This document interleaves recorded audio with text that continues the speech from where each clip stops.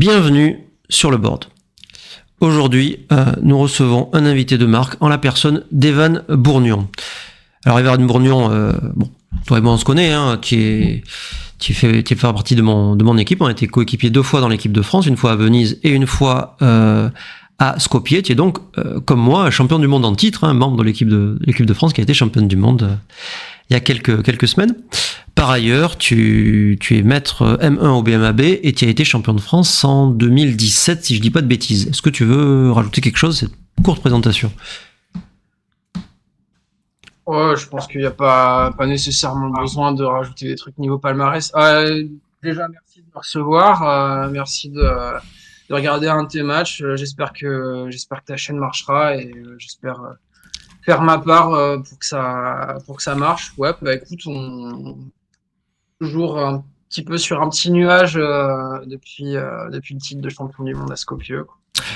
Ouais, Je sais pas comment tu le sens toi, mais c'est pas mal, il faut le dire. Ok.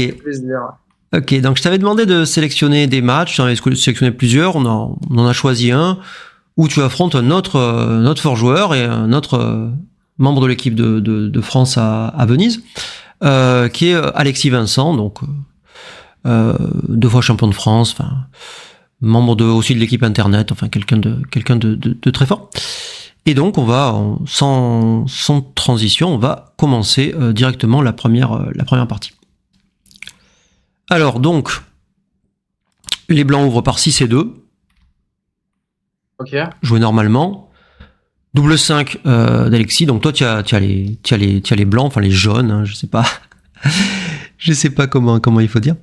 Double 5 donc jouer. XG il dit excuse-moi, XG il dit c'est couleur pain. Couleur pain, ouais. Donc tu as les pins et lui il a les redwood, c'est ça, le bois rouge. J'en sais rien, t'as qu'à dire les blancs et les rouges, moi ça me va. Je pense que les gens qui nous regardent ils vont faire blanc et rouge, parce que sinon ça va être compliqué. Ok, on peut lancer un sondage si vous préférez blanc et rouge ou. Ok, très bien. Donc double 5 joué normalement, l'attaque classique gala, et là il te double. Bon, je pense que à partir d'un certain niveau, tout le monde connaît cette position. Qu'est-ce que tu pourrais dire là-dessus ? C'est dans les bouquins. Voilà quoi, je sais que c'est un petit, un énorme double et un petit pass. Ouais, tout à fait.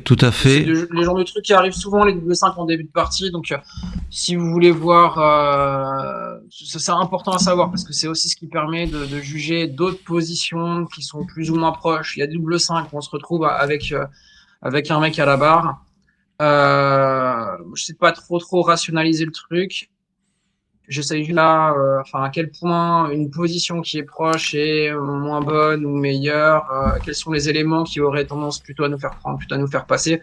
Là, celle-là, en attendant, elle est exactement telle quelle dans la plupart des bouquins, utilisant des positions de référence qui sont communes et utiles. Notamment, je pense, celui que j'utilise le plus, moi, c'est Cube Like a Boss de Mark Olsen, et celle-là, elle est dedans, hein. Ok, j'aime bien comme tu as dit les choses, et à la fois cette position comme élément de comparaison et à la fois que tu saches que c'est non seulement un pass mais un petit pass. Si on a la même et que l'adversaire mène 2-0, c'est probablement un take, par exemple. Ça, c'est vachement utile comme truc. Ok, super. Donc double passe, c'est une position de référence qu'effectivement, je pense que la plupart des bons joueurs, on va dire des joueurs à partir d'un certain niveau, connaissent. Ok, partie 2. On passe à la suite. Donc tu passes, bien sûr, et ton adversaire mène 1-0. Donc c'est un match en 9. On a oublié de le préciser. Peut-être qu'on a oublié de préciser aussi que c'était un match du récent championnat de France, en fait. Je sais plus ce que j'ai dit ou ce que j'ai pas dit dans l'intro. Ouais. Non, je crois pas que tu l'avais dit. C'était le dernier match de ronde. Et du coup, c'était un match coup près pour tous les deux. Et celui qui gagnait se qualifiait pour la phase finale du championnat de France. Et ok, donc un match avec beaucoup. Un match avec beaucoup d'enjeux, c'est intéressant de le dire. Alors, donc, deuxième partie, tu ouvres par 5 et 4. Donc, tu joues le 4 de l'arrière, le 5 au point 8. Voilà, il y a l'alternative de descendre 2 qui est ok aussi. Bon. Peu importe. 6-2, il frappe au point 5. Ça paraît clair. Et là, tu tires double as. Alors, tu m'as noté ce coup comme un coup intéressant. Qu'est-ce que tu aurais à dire là-dessus? Là, je me suis planté et que le meilleur coup, selon XG, il est assez intéressant. En fait, euh, une des raisons pour lesquelles j'ai pas regardé le slot, c'est que je me suis dit, déjà, il n'y a pas de duplique avec le 6. Je crois que j'ai joué assez rapidement ce coup-là. Il n'y a pas de duplique avec le 6. Et du coup, ça donne pas envie de laisser des 6 qui vont frapper et échapper de ce qui commence à être une prime qu'on veut faire. Deuxièmement, quand Donc, l'adversaire a ce genre de structure. Je te coupe une seconde, mais donc, parce que je te rappelle que nos auditeuristes ne voient pas les coups. Donc, en fait, le coup que tu as joué, toi, c'est le coup qui s'affiche, là, avec les flèches. Donc, le point 5 est évident, et 24, 23. Et le coup de l'ordinateur, que tu n'as pas trouvé, mais c'est pas une grosse erreur, hein, c'est de jouer le slot au point 7. Je suis pas sûr que c'était clair pour tout le monde. Mais du coup, ça, effectivement, c'était le meilleur coup. Et tu disais, il n'y avait pas de duplication, donc duplique des 6, ce qui est généralement un critère donc pour jouer ce genre de slot. Ouais. Vas-y. Ah oui, il va falloir que je m'entraîne à limiter l'usage du jargon. Oui, autre idée, c'est que c'est à double tranchant généralement de splitter dans le board quand l'adversaire a une structure comme ça qui est un peu on va dire dynamique, c'est-à-dire il peut switcher, faire des points, c'est-à-dire utiliser son blot pour faire un point sur la tête, etc. Et en même temps, je me suis dit quand je fais 24-23, ok, s'il fait un point profond, c'est pas grave, c'est que le point A sous le point 2. Donc c'est moins grave et je me suis dit en attendant, quand il couvre pas, c'est aussi plus de frappe pour moi sur le point 5. Donc moi ça me semblait assez clair que j'avais le bon coup et pourtant ben voilà, je me suis trompé. Est-ce que tu as des éléments de réponse sur pourquoi je me suis trompé? Alors c'est toujours facile de trouver des raisons a posteriori, hein. Je pense que dans le jeu j'aurais joué le même coup que toi, faut être honnête. Je pense qu'il y a deux éléments qu'on peut rajouter à ce que tu as déjà dit. Le premier, c'est qu'on n'est pas en avance à la course après le coup. Donc s'orienter vers des jeux de prime contre prime, ça peut pas être totalement absurde.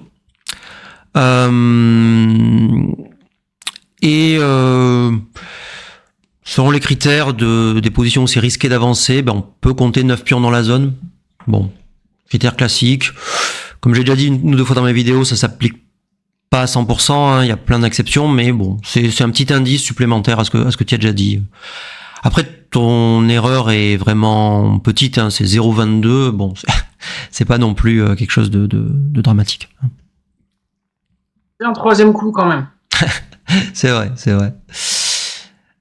Ok, on enchaîne. Ton adversaire répond 6 et 1, donc jouer très correctement. Le point 5, il n'y a pas trop d'autres 6 que d'aller au point 18. 6 de pick and pass. Ok, bon. Peut-être que ça te paraît évident. Qu'est-ce que tu dirais à quelqu'un qui aurait voulu laisser le pion au point 7 pour faire la prime? Avec quelque chose comme ça, par exemple. Que ça laisse trop de retour. Ouais. Mais la plupart du temps, on le fait pas parce qu'il y a un 6 depuis la barre, en fait. Et peut-être qu'il y a quand on avance comme ça, on a vraiment envie de prendre la frappe tempo avec le 2 ou le 4. Et puis, en fait, il y a des mondes où on le fait jamais. Et je pense qu'on perd pas mal quand on se fait frapper. La structure reste quand même plutôt agréable. On fait souvent des points et... Ouais, tout à fait. Bien diversifié. Ouais. Alors tu as dit que ça laisse beaucoup de G, effectivement, on peut compter à 6, 2, 6, 3, 6, 4, 6, 2, 5, 3, 4, et peut-être il faut même rajouter des trucs qui attaquent au point 21, on n'est pas forcément content d'avoir ça qui traîne. Bon. Donc effectivement, ça laisse beaucoup. Merci. Donc, AC6, tu es bien content de pas être là, et tu réponds double 6. Boum. Je pense que les deux premiers sont très très clairs et par élimination on voit la faire le point 2 est bien moins fort clairement, donc bon c'est C'est assez clair. Certains auraient joué comme ça. Mais bon. Ok. Et moi, il y a une alternative que je regarde toujours dans ces trucs-là, c'est le truc qui joue tout pour la prime. Donc ça aurait été 13-7 trois fois et 24-18. Mais ok, quand on met, enfin, en particulier avec un cube au centre, en fait, c'est le genre de coup qu'il faut regarder. Mais là, en mettre 2 à la barre, avec 3 points, tu te dis le cube il va être fort de toute façon. Ouais. Et puis là, en fait, c'est pas. Ouais. Je pense qu'il y a plus souvent des vidéos intéressantes quand tu joues Blitz. Ouais, tout à fait. Il rentre un seul pion, ça va tout le temps être un cube a priori. Enfin, souvent en tout cas. Et tu as quelques peut-être. Bon, c'est la partie, c'est un gala complet, donc on va voir ce qui se passe. Et aussi, l'alternative, j'ai l'impression que, mais encore une fois, tu laisses des return shots avec le 6 là, c'est tu primes dans une position où tu es en méga avance à la course. C'est pas très logique. C'est pas très logique. Ouais, donc bien joué le jeu de blitz avec évidemment beaucoup d'attaques. Ok. Donc alors ton adversaire a fait gala, et tu as décidé de jouer le too good. Comment tu as pris cette décision J'étais d'humeur gourmande.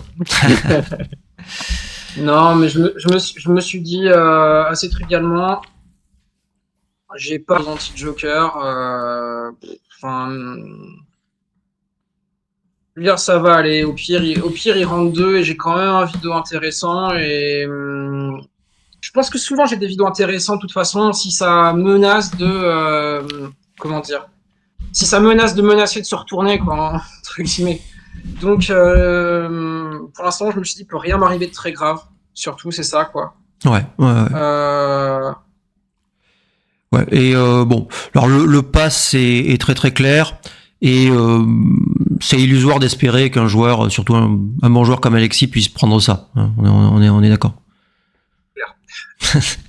Ok, donc bien joué, c'est effectivement un too good. Hein, donc tu jettes les dés, tu fais pas de porte, il rentre les 2 pions, et là tu réévalues forcément, hein, comme tout bon joueur le ferait, et tu en arrives à la conclusion qu'il faut doubler. Bon, je pense que le nombre de menaces, c'est le critère numéro 1. Est-ce que ça te paraît évident qu'il faut passer avec les rouges, comme l'a fait Alexis ? Non, ça paraît absolument pas évident et c'est pour ça que j'ai envoyé sans réfléchir. Ouais, ça c'est le critère de Woolsey, hein, de dire si vous savez pas si c'est un take ou un pass, si ça vous paraît pas évident d'un côté ou de l'autre, envoyez, parce que votre adversaire il sait pas non plus, hein, déjà. Et puis même il pourrait bien faire une erreur, passer un take. Taker un pass, tout ça on est très content. Et bon, il y a énormément de menaces, il y a beaucoup de gammon, 42%, c'est un chiffre très important. Et donc Alexis a pris la bonne décision de passer, qui est effectivement pas simple, hein, je trouve. Il y a une bonne diversification des jets en fait. En plus des trucs qui font la porte sur sa tête, on a des trucs comme 5-1, 4-1 qui font des doubles frappes qui sont très forts aussi. Oui, et puis les mondes où je fais un point sur la tête et puis il ancre sur l'autre point, en fait, t'as complètement justifié le take. Ouais. Mais disons que tu auras un take, mais bon, c'est le genre de position où si ça se passe bien, tu as un take. Voilà, si ça se passe bien, t'as un take, mais ok, si tu prends, c'est ce plan-là que tu as, enfin c'est le plan A en tout cas. Ouais, tout à fait. Mais il faut aussi compter les scénarios. On a une petite option dans, je sais pas si les gens connaissent, distribution des dés sur Extreme Gammon. Alors ça donne pas les séquences sur 2 coups, mais où il y a des trucs qui sont vraiment écrasants, des doubles frappes, des trucs un peu moins forts. Bon, c'est pas très pertinent dans cette position. Le plus mauvais pour moi, c'est double 6. Le plus mauvais pour toi, non, double 6 c'est bien parce que tu fais le point 2. Le plus ça, c'est quoi ? J'arrive pas à trop à voir. Le plus mauvais. C'est parce qu'en rouge, le plus mauvais pour moi ? Ouais, c'est ça. 6-1. 6-1. Ah, c'est pas double 6. Okay. Ouais. 6-1, ça fait rien. 6-2. Bon, enfin, en fait, c'est pas une très bonne démonstration que je fais parce qu'il faudrait les séquences sur 2 coups, en fait, où tu tu fais un truc et il répond par une encre ou pas par une encre, mais bon. Ouais, bien sûr. Ok, bon, double passe, bien joué des deux côtés. Ensuite, partie suivante, donc un partout. Il ouvre par 5 et 2. Tu attaques par 4 et 3, donc le coup standard. Peut-être on peut mentionner que si le score est plus favorable, peut-être il faut jouer 24-20 à l'arrière. Il y a quelques... Ouais. Voilà. Et sinon, à des scores, on va dire, normaux, ou des scores de tir en retard, il faut frapper et jouer 13-9. Ok, il répond par la double frappe, c'est pas un mauvais jet. Tu rentres, il attaque, tu rentres. Et là, il semblerait qu'il ait raté un petit double, qui est pas entièrement évident. C'est même un double assez fort en fait. Mais c'est lié au fait que, outre les combinaisons vraiment très très fortes comme 3-1 ou double as, s'il fait ne serait-ce qu'un as et que tu frappes pas, ça, c'est déjà une position très très forte pour lui, j'ai l'impression. Donc Ok, je pense qu'il y a un truc aussi qu'on a tendance à sous-évaluer. On se dit, ouais, c'est bon, je suis ancré au point as, il a fait qu'un point à l'intérieur pour le moment. Et ça se trouve, il y a beaucoup de monde où j'ancre au point 20. Ok, admettons. Mais en attendant, j'ai un défaut qui peut se révéler utile de temps en temps, c'est que pour moi, la course, je lui accorde une importance qui est très, très, très, voire trop importante. Et là, en fait, comme je savais que j'avais une 50aine de pips de retard, je n'ai pas oublié l'idée que, mine de rien, il y a des scénarios où il frappe plus jamais de la vie et pourtant il me gamonne quand même. Donc rien que ça, déjà, ouais. Rien que ça fait que position est de base très intéressante et un peu gamoniche, quoi. Ouais. Je pense qu'effectivement, énormément de joueurs ont tendance à sous-estimer le gammon que peuvent avoir les rouges dans cette position, qui est lié à la fois au fait, on a un début de blitz qui est pas ridicule, malgré l'encre. Il y a, comme tu dis, ces 50 points d'avance qui peuvent se transformer en des chances de gammon dans plein de scénarios. Et les blancs ont pas particulièrement de défense en plus. Ils ont pas fait de porte à l'intérieur. On a tendance à croire que ça, ni à l'extérieur d'ailleurs, on a tendance à croire que ça a pas une importance démesurée, mais en fait, ça peut permettre aux rouges de frapper dans plein de scénarios et de jouer pour ces chances de gammon. Ok. Scénarii, t'as raison, au pluriel, c'est un latinisme. C'est latinisme, c'est un italianisme, je sais pas. Mais ok, peu importe. 4 as, rentrant les deux pions. Pardon, il a fait double as dans l'intervalle, excuse-moi, j'ai oublié. Double as, donc il frappe correctement, comme il y a 2 hommes à la barre, il joue 8-7 pour augmenter ses chances de faire à la fois une prime et des portes intérieures. Tu rentres avec les deux pions, et ton adversaire te double. Alors, comment tu t'es décidé, là ? Tu en as déjà un peu parlé, mais... Je pense que j'ai pas réfléchi trop longtemps, et je me suis dit, j'ai pas envie de jouer ce truc-là. Ça m'a l'air d'être une grosse poubelle. Les 3 à l'as, le fait que peut-être je vais le faire primer, que j'ai beaucoup moins de contre-jeu. Enfin voilà, il a déjà à moitié échappé un mec du fond. Tu me mets le même avec les 2 hommes au fond. Déjà, j'envisage de prendre sérieusement. Là, je me dis que je vais jamais avoir le contre-jeu nécessaire. Le temps que je me développe, etc. J'ai trop de problèmes à régler en même temps. Faire des points devant, circuler depuis le point 24, éventuellement essayer de faire un autre point intéressant en défense. Et j'ai l'impression que ça y est, j'ai déjà trop pris de retard, quoi. Je suis sous-développé et c'est foutu. Ouais, tout à fait d'accord. Et voilà, je pense que, encore une fois, beaucoup de gens se diraient, si je fais le 3, ça va. Et j'ancre, enfin je fais la deuxième encre, machin, tout va bien. Ce qui est vrai, si vous aviez déjà fait ça, ça serait certainement un take, mais enfin bon, vous n'allez pas le faire tout le temps. Donc il faut considérer les deux. Considérer surtout que Rouge n'a pas envie de me laisser faire. Ouais, il va pas effectivement vous laisser faire le plan tranquillement. Et encore une fois, il n'y a pas de défense. Voilà. Donc tu passes très correctement, bien joué. Et on passe à la partie 4. Alors, partie 4, tu es donc mené 2-1, match en 9, moins 7, moins 8. et tu ouvres par 5 et 1. Classique. 3 et 2, tout aussi classique. 5 As, pareil. 4 et As. Il ancre. Donc c'est bien plus fort que de faire le point 7. L'encre arriérée. L'encre avancée, pardon.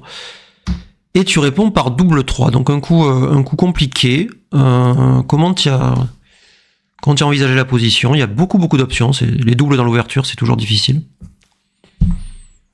Ok. On va partir de l'hypothèse que je suis en condition de match et que je ne connais pas le meilleur jeu. Parce que bon, là, bien sûr, là, je le connais.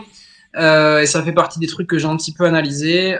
Déjà, je vois ma structure et je me dis, il y a 2 chandelles et il y a de quoi dépiler. Pour moi, 6-3 2 fois me semblait quelque chose de vraiment très naturel.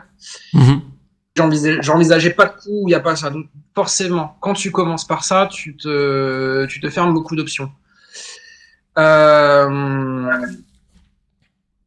Après, bon, bah, comme je voulais pas non plus faire quelque chose comme 13-7, pardon, une fois que j'ai fait le 6-3, je voulais pas faire 13-7, c'est-à-dire laisser la frappe en laissant le midpoint strip.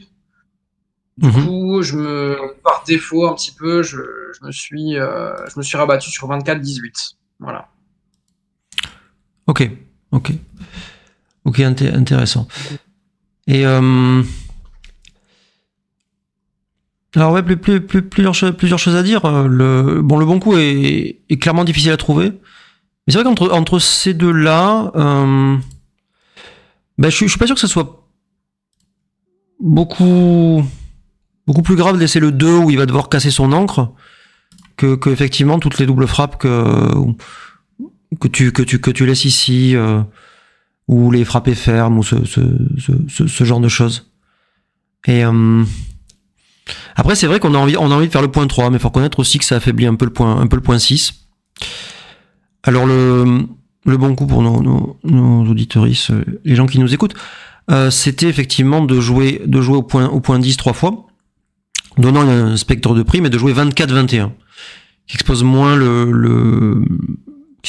une attaque que d'aller au point 18. Et donc en obtenant cette position. Ce qui est vraiment pas évident, hein, comme tu dis, on a 5 pions sur le point 6, on a quand même envie d'en faire quelque chose, on n'a pas fait de porte intérieure alors qu'on avait l'occasion. On a cassé le midpoint pour faire un autre point, c'était pas du tout un coup facile. Et autre raison pour laquelle j'ai même pas regardé ça, c'est que généralement c'est assez bizarre quand on a 2 hommes arriérés comme ça de lâcher le midpoint et de les déconnecter. Ouais, tout à fait. Ouais, c'est pas un coup naturel, donc c'est une erreur, mais on peut difficilement t'en vouloir. Après, il y a les raisons tactiques, hein, comme tu dis, tout ce qui double frappe, tout ce qui font le point barre sur la tête, tout ce qui est, voilà. Ouais. En fait, c'est vrai que le point 18, c'est vraiment un endroit où tu n'as pas envie d'être en ayant le pion en point 22, je pense. Autant on va souvent là quand on a le pion en point 24, avec un 4, peut-être tu tirer au point 18 par exemple. Mais pour avoir les tics de la barre qui derrière contre-frappe, etc. Ouais, tout à fait. Ouais, tu auras pas ces bons 6 qui tactiquement sont souvent très forts. Ok, bon, coup difficile, on va pas se mentir. Double 2, il frappe et fait le point 4, bien joué. 3 et 2, je pensais assez simple. Tiancre, il n'y a pas d'autres 2 intéressants. Double 6, donc lui aussi un coup assez trivial. Il est maintenant en avance à la course, donc il doit partir. En même temps, il ne doit pas laisser le pion en prise au point 7. Donc par élimination, il n'y a pas 36 coups. 6-2, tu te développes, tu commences à créer une structure. Ok. La double d'Alexis, bon. Je pense que c'est pas très dur. Est-ce que tu peux quand même nous dire sur quelle base tu prends? Sur la base que j'étais pas sûr que ce soit un double et que j'aurais doublé dans sa position, en fait. Je pense que je n'aurais pas doublé. Parce que je me suis dit, comment dire, sachant que c'est pas tout sur le midpoint, il y a 2 points à nettoyer. Un truc comme ça, avec le point 5, je me demande s'il faut prendre. Ouais. Un truc comme ça, avec 14-13, je me demande s'il faut prendre. enfin, avec tout sur le midpoint, comme je disais tout à l'heure, là, je me demande aussi s'il faut prendre. Mais donc là, du coup, je me demande beaucoup moins, quoi. Et puis aussi, il y a une course, il y a une équité de course qui existe. Hein. Ouais, tout à fait. Il y a 12 pips de retard. T'as que 12 points de retard à la course. Donc, évidemment, quand on a cette position, en vrai, il faut compter la course, hein, c'est pas marqué, mais bon, c'est vite fait. Et effectivement, pour moi, le critère numéro 1, c'est le trou au point 5. J'avais analysé ce genre de position, et on prend avec des retards à la course qui sont le double ou voire le triple de celui que tu as actuellement. Et parce que je pense que souvent les gens ont tendance à se dire ça va être facile de faire ce point, mais en fait pas du tout. Hein. Il va falloir tirer des bons jets. S'il positionne des constructeurs là, ça veut dire qu'il a laissé des indirects, etc. Ok, donc un take assez trivial. Alors c'est borderline entre double et non double. Bon, c'est une bonne décision des deux côtés, on va dire. Douglas, il fait le point, bien joué. 6-5, tu fais le point 2, un peu par élimination. On va pas péter le midpoint, qui contrôle quand même ces deux trucs là. Ouais, c'est interdit, ouais. 6-3, 6 As. Bon, pareil, le 6 est peu ou prou forcé. Et l'As, on le met sur une case utile. On va pas rester bêtement au point 2 où ce pion n'a pas d'avenir. 6-5, double 2, Pour être précis, il a de l'avenir quand il est au point 2, c'est de se retrouver après sur le point As pour faire le point As. Donc, comme j'ai l'opportunité, je vais en profiter maintenant. Ouais, tout à fait. Il aura jamais d'autre utilité que ça, donc tu maximises d'une certaine manière son potentiel en jouant directement au point As. Ok, j'accélère un peu, il n'y a pas grand chose d'intéressant, tout le monde a bien joué, la position n'est pas particulièrement difficile. 6-2, tu pars du point 22. Je pense que quelques joueurs auraient peut-être essayé de garder l'encre. Mais bon, on peut dire qu'avec les deux... Ouais, vas-y. Ouais, c'est-à-dire que là, en fait, si tu gardes l'encre, ça veut dire que tu joues que contre 6-4. Et de l'autre côté, en fait, si tu fais pas un 5 ou un 6 au prochain coup, tu vas péter quelque chose. Et donc, ta frappe vaudra beaucoup, beaucoup moins cher. Donc, a priori, puis encore, comme tu dis, voilà, on peut avoir un truc où s'il fait pas les points derrière, on peut le garder jusqu'à la fin des temps, le blot. Ouais, tout à fait. L'important pour moi étant de garder le board. Ouais. On veut garder le board le plus longtemps possible, donc pas se donner la possibilité de faire un 4-3 ou un double 4 qui casse tout le prochain coup. Et je dirais même plus que toi, tu dis on joue contre 6-4, mais 6-4, même si on part, finalement, il est pas... voilà. On joue quand même contre 6-4 aussi, oui, t'as raison. Ouais. Donc, en fait, le risque est très limité, en fait.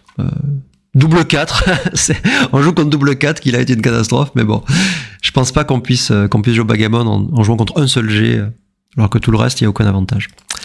Ok. Ça, c'est quelque chose qu'il faut répéter à tout le monde, c'est que faut regarder les jokers quand il y a que ça à regarder. Ouais. Et puis, on peut peut-être rajouter un truc, c'est que mine de rien, 24 points d'écart, donc tu enlèves 8, il reste 16. Tu as le droit de gagner la course parfois. Hein. Donc, si tu veux optimiser la course, tu mets pas tes pions sur le point 2 et 3. Ouais. Ok, bon. 6-3, double 3, bien joué. Double 4, bien joué. 5 As. Alors là, tu as décidé de partir. J'étais apparemment... Ouais, c'est une imprécision. Ouais. J'avais un petit peu analysé ce truc-là et en fait, ce que je sais, c'est que de manière générale, alors je vois un truc, c'est qu'il n'y a aucun mauvais tout de suite. Ouais. Ça, c'est un truc qui généralement donne envie de partir. Tu dis tu restes, mais en fait, tu restes pour frapper dans 2 coups. Donc ça veut dire, si je reste, je vais faire 6 As, quelque chose comme 4-3, j'imagine.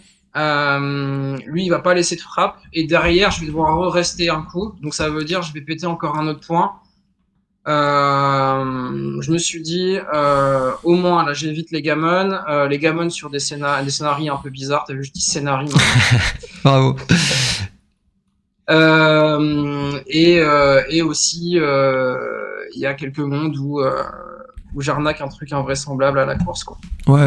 En fait, ce que je vois, mais c'est pas évident à juger en partie, ça, c'est que l'essentiel de tes gains, à mon avis, va venir de la course, quoi qu'il arrive. Mais en fait, en jouant tu dégrades un petit peu ta course en faisant ça, mais pas tant que ça.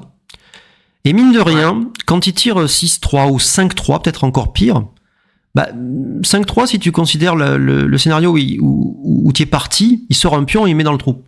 Alors que là, il va être obligé de tourner 2 fois et peut-être il y a moyen qu'il dégrade sa course encore plus que ce que toi tu as dégradé la tienne. Mais bon, ok, c'est des considérations qui sont un peu dures à trouver sur le board. Hein. C'est clair. Ok, 5 cases, bon, petite imprécision. Et puis après, il n'y a rien d'intéressant. Tu as sauvé le game on et tu as perdu 2 points. Ce qui amène le score de 4-1 pour ton adversaire. Donc moins 5, moins 9. Alors déjà peut-être, est-ce que tu te fais une réflexion avant la partie? Est-ce que tu dis bon, moins 5, moins 9, je dois être plus agressif ou quelque chose de plus précis? Ouais, quand j'ai bien dormi, j'essaie de me dire c'est quoi le thème du score. Ouais. Je fais ça en prenant une gorgée d'eau et je veux bien faire ça, me dire c'est quoi le score, c'est ça, ok, est-ce qu'on se souvient un petit peu de qu'est-ce qu'il peut y avoir comme thème bizarre au niveau et du jeu de pion sur les premiers coups et du vidéo quoi. Et surtout c'est quelque chose que j'essaye de me rentrer dans le crâne et de pas oublier tout au long de la partie parce que c'est chiant c'est pas c'est chiant mais ça fait perdre du temps à chaque fois qu'on fait une position de se dire attends mais c'est quoi déjà le score out et donc là qu'est-ce que je dois jouer en fonction du score j'aime pas ça donc limite je me le répète il y a une petite voix qui tourne dans ma tête qui fait ok là maintenant on est 8 away 5 away donc voilà tu sais que si le vidéo part à 4 c'est bon pour toi ce genre de choses quoi. Ouais tout à fait. Je fais à peu près la même chose et je pense que tous les joueurs bon niveau font la même chose. En fait, il faut pas attendre d'avoir une position où on doit se poser la question parce que il y a toutes les choses qu'on a déjà fait beaucoup d'erreurs en fait. Hein. Les ajustements sont toujours présents en fait. C'est comme si vous à un point vous vous demandez quelle est la course. Bon, c'est bien d'avoir à peu près l'idée que savoir si vous êtes en avance ou pas avant de jouer. Donc ouais, pareil.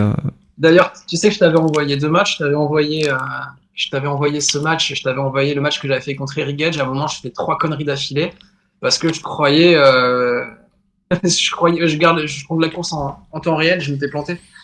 Et à un moment, si tu veux, ils auront le contact.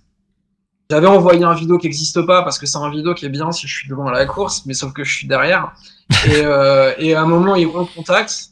Ils réfléchissent et je me dis merde, je suis en retard. Ouais.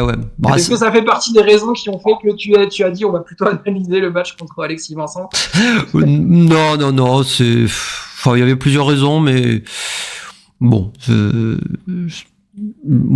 c'était pas ça. De toute façon, on fait tous, faut pas avoir honte des erreurs grossières, ni d'aucune erreur. On en fait tous.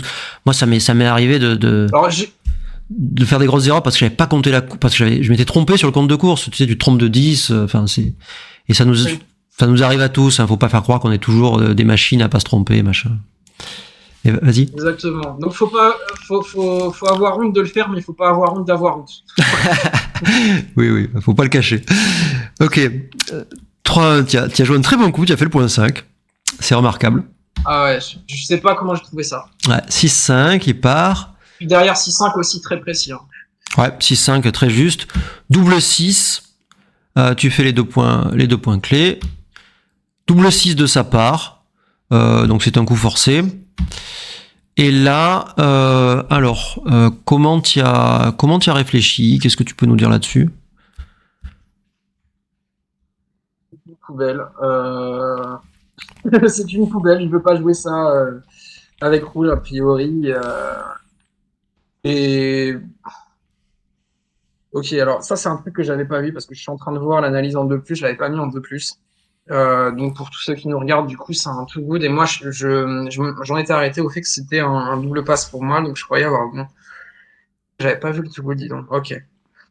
Donc effectivement, ouais, too good ça prend du sens parce que c'est une poubelle, mais je me dis il y a des mondes où il court quand même, où j'arrive pas à contenir ce dernier et si j'arrive pas à le contenir, en fait, il a une course. Hein. Tout à fait. Je pensais qu'il n'y avait pas tant de gamins que ça non plus. Ouais. Bon, il y a une histoire de score, je pense, qui fait jouer le too good. Mais honnêtement, en pratique, alors peut-être que c'est pas vrai contre un joueur aussi fort qu'Alexis Vincent, mais je pense qu'on peut facilement trouver des gens qui prennent cette position en se disant la course est proche. Donc, personnellement, je regretterais pas trop d'avoir envoyé ça. C'est bon. Ok, l'ordinateur dit que c'est un petit too good, mais bon, en pratique, pour moi, c'est ok. C'est pas le genre d'erreur dont on peut trop Mais oui, la force de la position et le fait qu'il était obligé de mettre 3 pions sur le point 2, qui structurellement est horrible. Et qu'il il n'y a pas de structure, hein, c'est... Ouais, il a encore plein de coups qui dégradent sa position dans les coups suivants. Ouais. Je sais pas, imagine qu'il tire 4 et 2. Oui, il joue le 4 exactement. Est-ce qu'il met un pion en prise? Est-ce qu'il le met au point 2? Bon, je pense qu'il le met en prise, hein, mais il est pas content. Ouais, je pense aussi. Ouais. Bref. Ok, donc bien joué, double passe. Ok. Donc -5, -7, équivalent de 2-0 match en 7. Tu ouvres par 5 et 2. Et tu décides de descendre 2. Ouais. Ok. Donc en te disant, je suppose, je suis en retard au score, donc il faut sélectionner les coups les plus agressifs. Alors, il y a deux choses. Il y a effectivement ce truc-là où je me dis,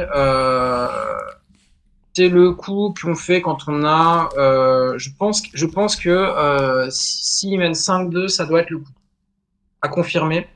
Et je sais que il me semblait que c'était assez proche, c'était proche d'équivalent à 0-0. Et je me dis, il y a un autre truc intéressant, c'est que les deuxièmes coups sont plus difficiles à jouer quand on joue comme ça. Tout à fait. D'ailleurs, il a tout de suite fait une petite erreur. Ouais. Et je pense qu'en pratique, c'est aussi intéressant parce que tu mets la pression sur ton adversaire en jouant des parties qui vont être plus tendues. Quand tu vas envoyer un vidéo un peu dangereux, sachant qu'il est en avance, ça va être plus dur pour lui. En fait, il y a un paradoxe au backgammon, je trouve, c'est que c'est souvent plus difficile de gérer son avance que de gérer son retard.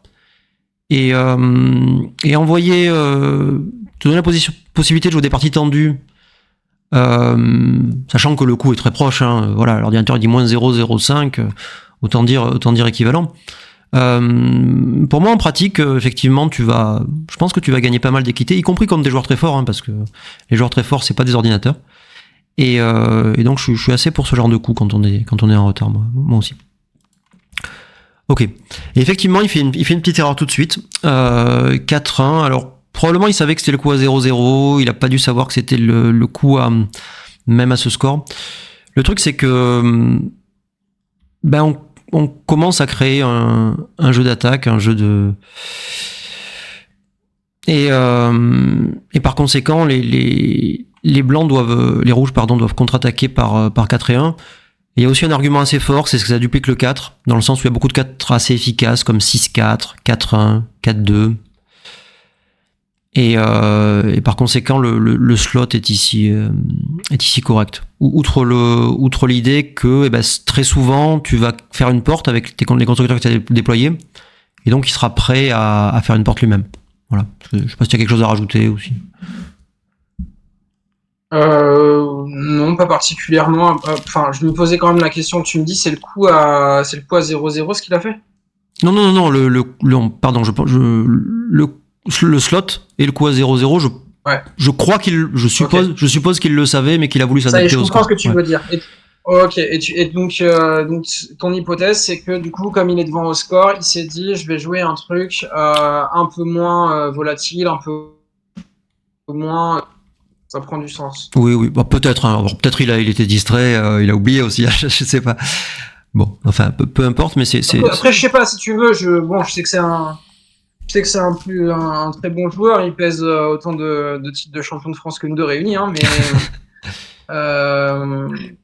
je sais pas, je connais pas les profils des joueurs, tu vois, je sais pas comment ils gagnent leur truc, je sais pas si tout le monde connaît, enfin, bon, si nous on se connaît un petit peu et et on sait qu'on les connaît plus ou moins bien quand même les deuxièmes coups, mais je sais pas si lui il les connaît, si tu veux.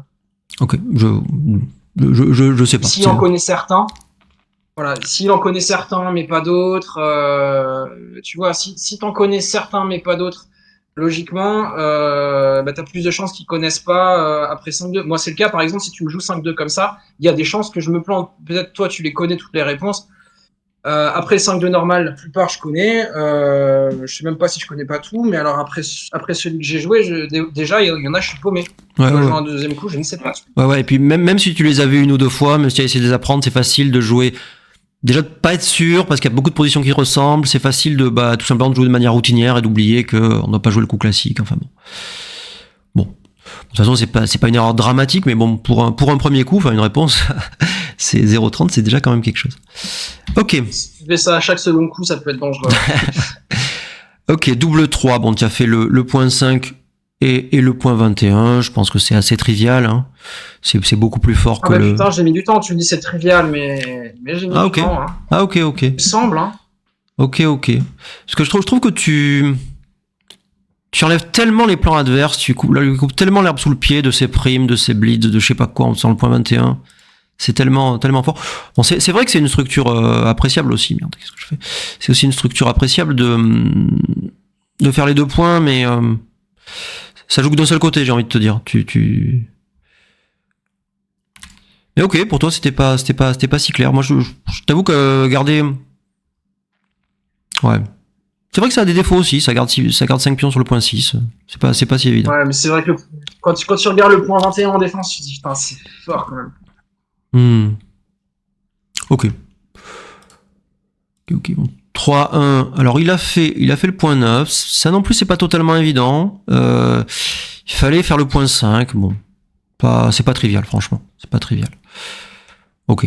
C'est pas trivial, mais une des idées qui fait que en fait, enfin, il y a plein de choses à mon avis qui font que le point 5 est intéressant. C'est bien de vouloir bloquer avec le point 9. Il est fort ce point. Ouais. En attendant, si je dois frapper tout de suite, je vais lâcher une encre que je viens de faire et qui est quand même très très très importante. Ouais, tout à fait. Et puis il peut le refaire derrière, quoi. Et puis il règle aussi un problème de structure par rapport à son point 6 qui est très chargé, comme Ouais. à chaque début de partie. Ouais, tout à fait. En fait, le point 5 sera très difficile à faire dans cette position. C'est un trou qui est dur à combler. Voilà. Ouais. Et la structure. Ouais, ok. Alors, 2 et As, bien joué, pas trop le choix. 6 et As. Ça, c'est un coup difficile, hein, je trouve. Alors, Ouais, vas-y. moi je me serais jeté sur le point barre. Ouais. Mais ouais. En fait, c'est un thème. Le fait de sortir sans faire le point barre, c'est un thème qui existe dans des positions un peu similaires, où ton adversaire menace fortement de faire une prime. Tu sais, de te retrouver dans des primes contre primes. Et où, comme tu as les pions à l'arrière, sa prime va être plus forte que la tienne, etc. Mais effectivement, dans celle-là, je crois que tes menaces de prime sont juste pas suffisantes, en fait. Voilà, pour moi il n'y a pas de prime, quoi. Ouais. Les menaces, c'est éventuellement du blitz ou quoi, mais pas de la prime. Oui, tout à fait. Peut-être que si tes pions étaient un petit peu mieux disposés, donc mettons des constructeurs sur les points 13 et 8 par exemple à la place de 6 et 5, il n'est pas impossible que son coup soit plus intéressant déjà. On pourrait regarder. Bon, je sais pas.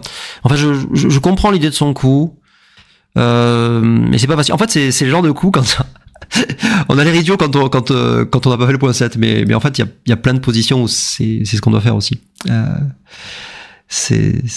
bref. Mais ok. Erreur de sa part. Ouais, on a l'air idiot quand on n'a pas fait le point 7 et que les gens ils ont la réponse. Ouais, oui. Mais quand tu vois, je sais pas, tu prends quelqu'un qui a un niveau plutôt, on va dire, intermédiaire ou quelque chose comme ça, il voit ça, il fait oh, Alexis Vincent, il est fort. Non, je sais pas. Ouais. Et surtout, les fois, tu as raison. D'ailleurs, c'est un truc qui m'intéresse beaucoup. Moi, il y a plein de positions où des joueurs moyens vont trouver le coup tout de suite, alors que des très bons joueurs peuvent se tromper. Un jour, j'avais vu une vidéo de Mochi. Donc la vidéo qui a fait le plus de vues, elle a fait, je crois, quelque chose comme 200 000 la dernière fois que j'avais été voir, c'était quelque chose comme il y a 2 ans.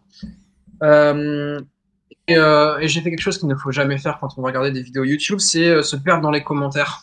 Enfin, ça dépend. Quand c'est des petites vidéos comme les tiennes, c'est bien d'essayer de faire grossir le truc. Mais quand c'est des vidéos qui commencent à être un petit peu virales, comme a été cette vidéo, tu trouves toujours des trucs un petit peu bizarres. Et il y avait beaucoup de mecs qui disaient sur certains coups, ah mais ça c'est évident, pourquoi ils jouent pas tout de suite? Et ils comprenaient pas qu'en fait Mochi, les Ouais. meilleurs joueurs du monde, probablement c'était des joueurs de café ou quoi. Et probablement que Mochi regardait des trucs qu'eux auraient jamais regardé et qu'ils auraient eu beaucoup de tempo parce qu'ils ne voient pas qu'il y a d'autres options, quoi. Ouais, tout à fait, tout à fait. En fait, les, je- je- en fait, plus tu progresses, je pense que même toi et moi, on est assez loin du niveau de Mochi. Probablement, il regarde des trucs auxquels nous on pense pas.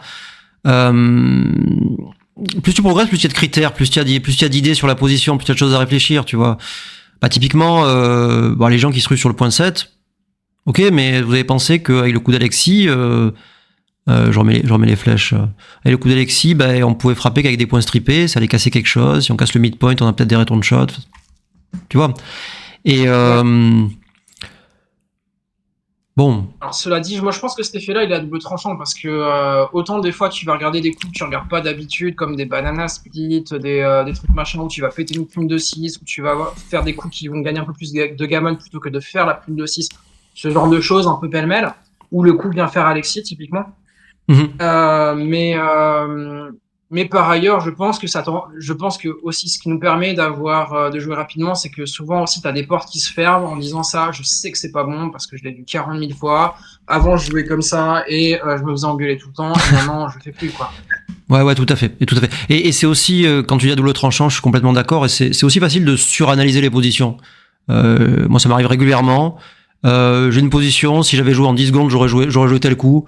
Puis je trouve tout un tas de raisons de jouer autre chose, de pas le jouer, de machin. Puis je finis par jouer un truc catastrophique. Alors que si j'avais joué en 10 secondes, j'aurais trouvé le bon coup. Je pense que tu connais le phénomène.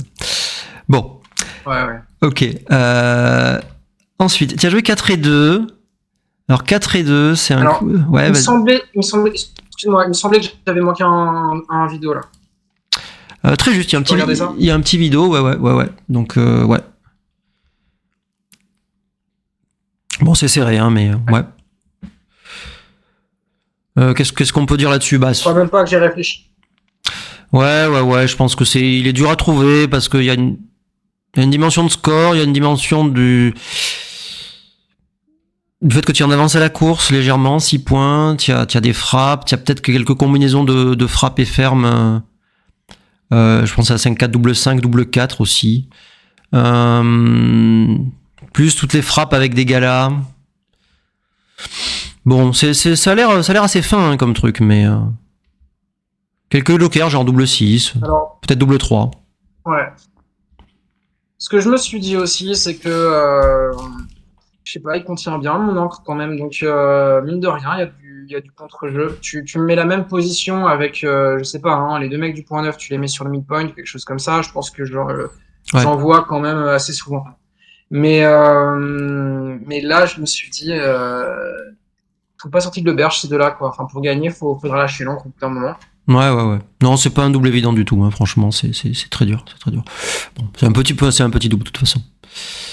Ok. Noter aussi, hein, pardon, excuse-moi, à noter qu'il y a un petit effet sur la faute d'Alexis. Je la considère comme grave. Mais le fait que j'ai un vidéo qui est bon derrière fait il y a un effet multiplicateur qui rend sa faute plus grave Ouais, tout à fait. qu'elle pourrait l'être si c'était voilà, si ça jouait sans cube ce jeu. Ouais, tout à fait, tout à fait. Tout à fait. Ok. Et donc tu as joué 4 et 2. Qu'est-ce que tu peux nous dire ton raisonnement et éventuellement pourquoi c'est pas bon? Moi, ce que je me suis dit, c'est que je m'approche d'un double intéressant, je veux minimiser le nombre de frappes. Ouais. Ok. Et du coup, donc, Ça, c'est ce que j'ai joué. c'est ce que tu as joué, et le meilleur coup était de faire le point 9 en laissant la frappe ici. Est-ce que tu peux nous dire pourquoi tu penses que c'était meilleur? Enfin, maintenant que tu sais que c'était meilleur, est-ce que tu peux nous expliquer pourquoi ou... Ok. Non, moi, je compte sur toi, Motrice. Ok. Alors ouais, moi Non, je saurais pas, je comprends pas. En fait, bon, je pense qu'il y a deux trois choses évidentes et d'autres qui le sont moins. En fait, bon déjà le point 9, c'est un point important, bien plus que le point 11, ça fait partie de la prime. De plus, il y a plus de combinaisons pour faire le point 7 et donc pour faire une prime intéressante. Avec ce coup qu'avec celui-là. Mais je pense que tu as surestimé en fait l'importance pas tellement l'importance des frappes, mais finalement le nombre de frappes, parce que mine de rien, avec le coup que tu as joué, tu laisses 4G, tu laisses 3-6 et 4-5. Avec le coup de l'ordi, le meilleur coup donc, tu laisses 4 As, 3 As, 2 As et double As, donc 7G. Et ça fait que 3G d'écart en fait. C'est pas comme si tu laissais... je pense qu'on a un peu trop tendance à se dire, dans un cas je laisse une frappe, dans l'autre non. Alors qu'en fait il y a que 3G d'écart, il y en a pas 11, tu vois. Alors, il y a un peu de ça, mais c'est chaud.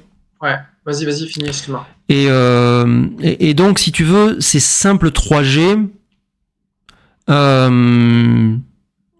dans une position qui reste quand même bonne pour toi. Hein. C'est pas comme si les G te faisaient perdre la partie. Hein. C'est simple 3G d'écart, sachant que sur les 33 autres G, que tu sois frappé ou pas, tu préfères avoir les points 9 en fait. Hein. Ça donne pas mal d'avantages. Ça explique pourquoi c'est une grosse erreur en fait Ouais. Ok. Motiver mon erreur, ma poulette, si on peut dire. Tu m'entends ? Oui, bien sûr, vas-y. D'autres éléments qui ont motivé le truc, c'est que je me suis dit, le point barre, a priori, je compte pas dessus, je le ferai pas. Si je fais une prime, elle sera front load, j'aurais du mal à la faire glisser. Alors front load, juste une seconde, ce que tu appelles front load, c'est quand tu as beaucoup de pions sur les points avancés. Comme... non mais je pense que beaucoup de gens connaissent pas le terme. Hein. Tu as plein de pions sur les... Non, mais tu as raison, sur les points avancés, donc c'est autant de pions qui peuvent pas faire le point 7. Hein. Typiquement dans cette position, les 3 pions qui sont là, c'est autant de matériel que tu n'as pas pour faire le point 7. Hein. Voilà. Okay, je trouve un bon business model pour toi, c'est qu'à chaque fois qu'on jargonne, on met 1 euro dans la... non, mais c'est pas mal de donner du vocabulaire aux gens aussi, hein, donc vas-y. C'est bien, mais voilà, c'est mieux d'expliquer si...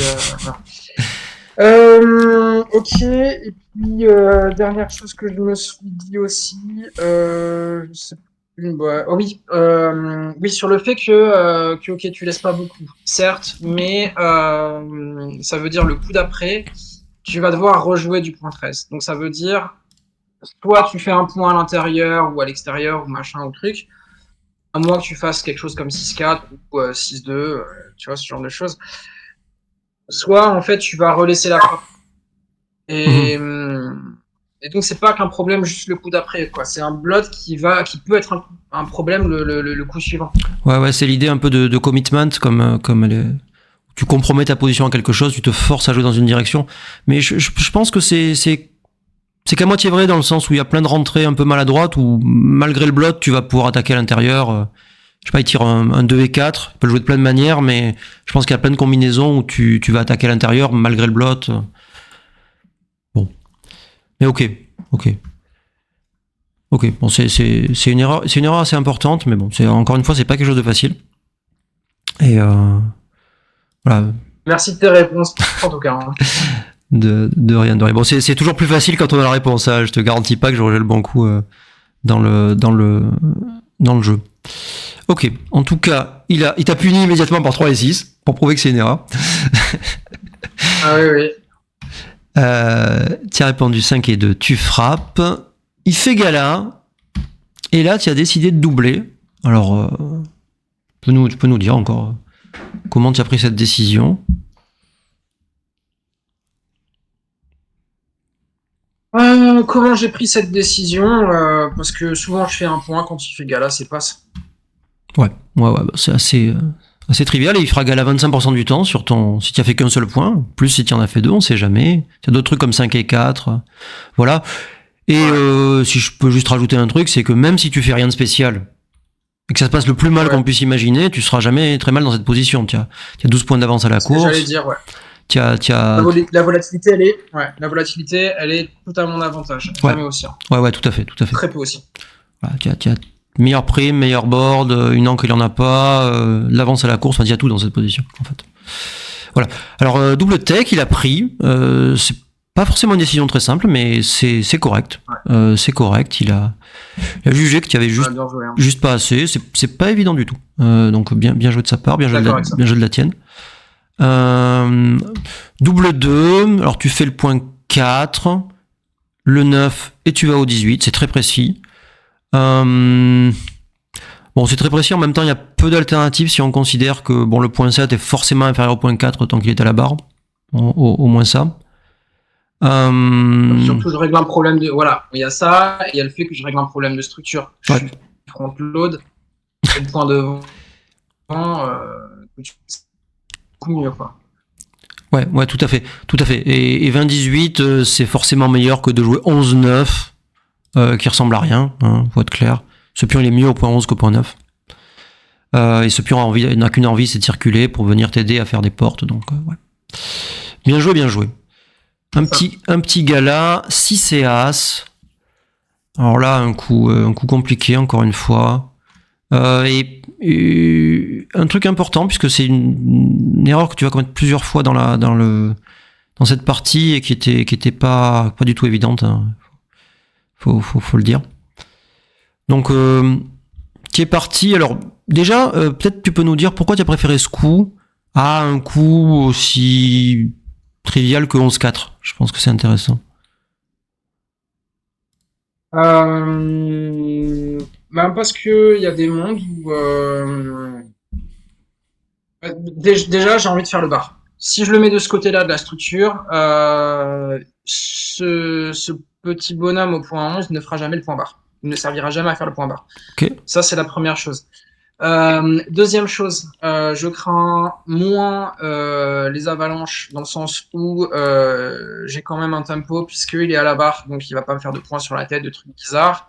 S'il frappe, la plupart du temps, s'il me frappe, j'aurai du retour. Sauf sur des doubles sortis de nulle part. Et puis faut mobiliser du fond si on veut gagner. Et ça me semble être le moment idéal. Bien sûr, idéalement, j'aurais préféré bouger le blood qui est au point 18, mais si c'est As... c'est illégal, c'est illégal malheureusement. Ok, ouais. Ok, et alors il se trouve qu'il fallait attaquer au point As. Alors ça, c'est pas facile, hein, quand on a une si belle structure, de la casser pour une hypothétique blitz.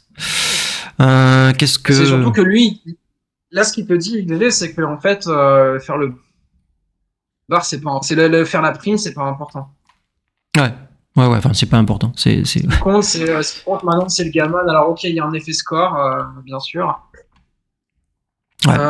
Mais pour moi, il y a pas assez. Pour moi, le matos, il est à l'extérieur, il est disposé pour faire une prime, éventuellement point 3 si tu veux, mais voilà, point barre, point 8, quoi. Enfin, point 8 qui est déjà là. Et comme j'ai une structure, voilà, qui est plutôt vers l'arrière, où les pions qui jouent sont plutôt vers l'arrière, a priori, un truc comme ça qui part en blitz, j'ai l'impression que c'est un coup à juste perdre le point 8 à long terme, quoi. Ouais. En fait, ça fait partie des choses, je pense que tu seras d'accord, qui sont le plus difficiles à arbitrer au backgammon, c'est quand tu gagnes des chances de gain, mais que tu perds des chances de gammon ou le contraire. Et c'est très difficile à quantifier, en fait. Là, bon, on a la réponse sous les yeux. On dit ça tous les mardis, mais alors là, celui-là... Ouais. Bon, je pense que... Je l'ai même pas regardé, je crois, hein, je vais être honnête, je crois qu'il l'ai même pas regardé. Ouais, je te comprends. Je pense qu'une partie de la réponse, c'est que tu peux quand même retomber sur tes pattes, dans le sens où si, même si tu frappes au point As, tu es quand même suffisamment fort pour refaire la prime, pour refaire le point 8, ce genre de choses. Et tu conserves quand même beaucoup de chances de gain, quoi qu'il arrive. Mais bon, encore une fois, c'est facile de dire ça après, c'est pas du tout un coup évident. Mais bon, il se trouve que tu gagnes beaucoup de gammon en jouant ça. Tu passes de 26,5 à 37, donc tu gagnes plus de 10% de gammon contre 3,5% de chance de gain. Donc c'est un très bon échange, particulièrement au score. Mais c'est pas du tout facile à savoir. Ok. Donc 6-1, tu as joué ce coup, qui est quand même un bon coup, hein, c'est J'ai envie de te dire, tu as mal joué parce que tu n'as pas joué le bon coup, mais tu as quand même mieux joué que ce qu'auraient joué la plupart des gens avec 11-4. Hein. Ce qui est pas. Je pense vraiment qu'ils auraient joué en Skype la plupart des gens. Moi, je sais pas, j'ai aucune idée. Hein. Bon, alors ça dépend de quel niveau on parle. Hein. Mais oui, je pense que beaucoup de gens ont joué 11-4, regardant l'encre. Par défaut, ça amène du matos. Oui. Je pense que c'est le coup naturel de la plupart des gens. Ouais. Ok. 5-2, il rentre et il va au point 8. 5-2, tu fais le 11 en minimisant les frappes. Tu as un petit effet de duplication puisque tu laisses des 2 ici et là. Et bon, par élimination, il n'y a pas grand chose de toute façon. Donc c'est bien joué. 3, s'il fait le point. 5-3, tu t'enfuis. Et c'est bien joué. Alors, au rang des mauvais coups, je pense que pas mal de monde aurait joué ça. Bon, encore une fois, je parle pas des bons joueurs. Hein. Enfin, je parle pas des très bons joueurs en tout cas. Pas mal de monde aurait joué ça. Est-ce que tu peux expliquer pourquoi tu as préféré 21-13 ?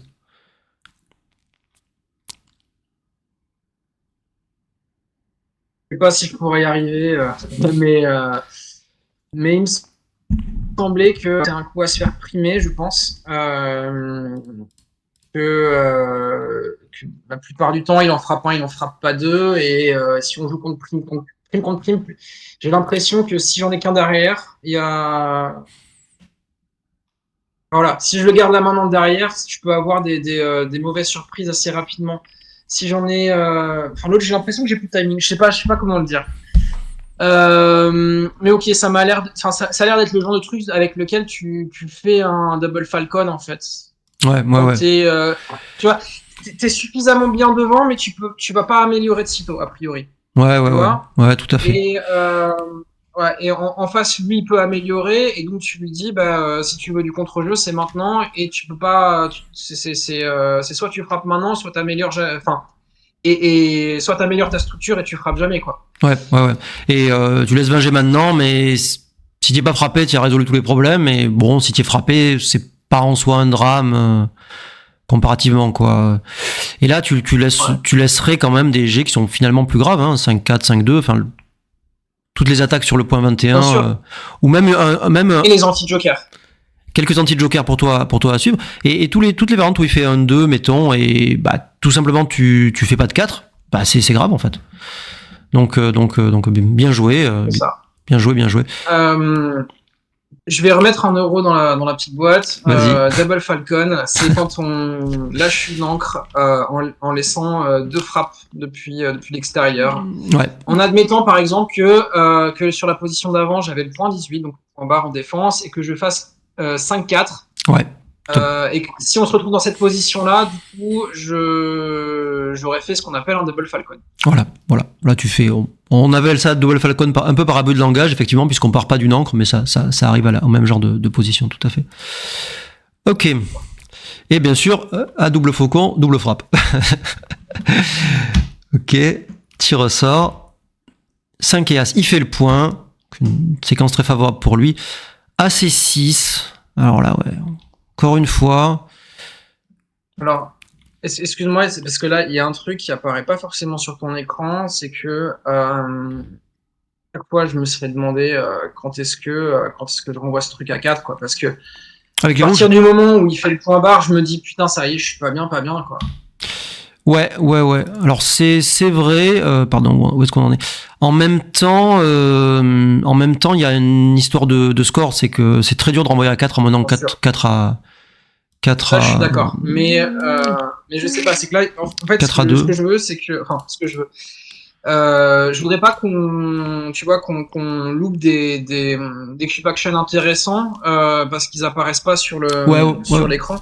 Et en fait, il y en a eu plein où ça a été très très compliqué, où il réfléchit un petit peu, mais s'il réfléchit chaque fois 2 minutes, au bout d'un moment, il perd à la pendule. Et il y en a eu quelques-uns où il a loupé, quoi. Ouais. Alors, je pense qu'on peut se mettre d'accord sur le fait que tant qu'il a pas le point 7, ça peut pas être un redouble. Et c'est après que les décisions vont commencer à ce niveau-là.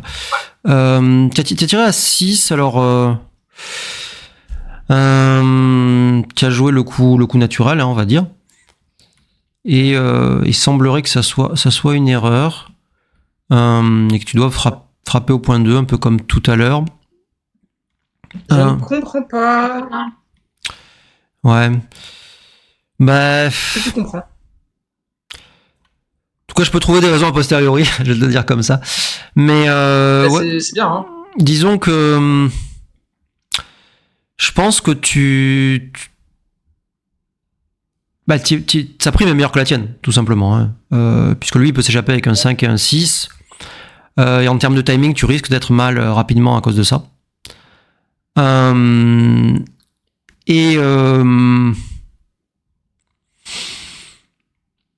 Et comparativement, le blitz, il est pas inintéressant parce que tu as 3 portes contre 2. Tu fais frapper, bah, tu as quand même beaucoup de chances de rentrer et peut-être de réitérer ton attaque. Voilà. Et le fait de frapper, de le mettre à la barre, ça peut te donner des tempos aussi pour des tempis pour monter au 21 avec un 2 ou un 3. Voilà. Maintenant, c'est pas du tout un coup évident, encore une fois. Mais je pense que c'est déjà plus trouvable que dans la position précédente, dans le sens où ton plan de prime est plus faible. C'est-à-dire que la bataille de prime contre prime, il est en train de la gagner, quoi que tu joues. D'ailleurs, c'est une des raisons qui font que... C'est Tristan, ouais. C'est une des raisons qui font que là, non seulement tu gagnes un petit peu de gammon, mais tu vas aussi gagner des chances de gain, en fait, en frappant. Parce que ton jeu naturel est finalement assez faible. Ok. Voilà. Merci pour ça. Ouais, mais bon, encore une fois, c'est facile à dire en voyant la réponse. Hop là. Donc, il t'a fait 6-4 frappant au point 14. C'est évidemment très bien joué, il n'y a pas le choix. Et tu... Alors bon, il n'y avait pas de vidéo avant ça. Hein. Je pense que c'est clair, ta position est quand même forte. Et à 2 et 5, tu rentres. Et là, on peut se poser la question avec les rouges. C'est extrêmement, extrêmement complexe. Effectivement. Est-ce que tu aurais quelque chose à dire là-dessus ? Il m'envoie ça, je sais pas quoi faire. Hein.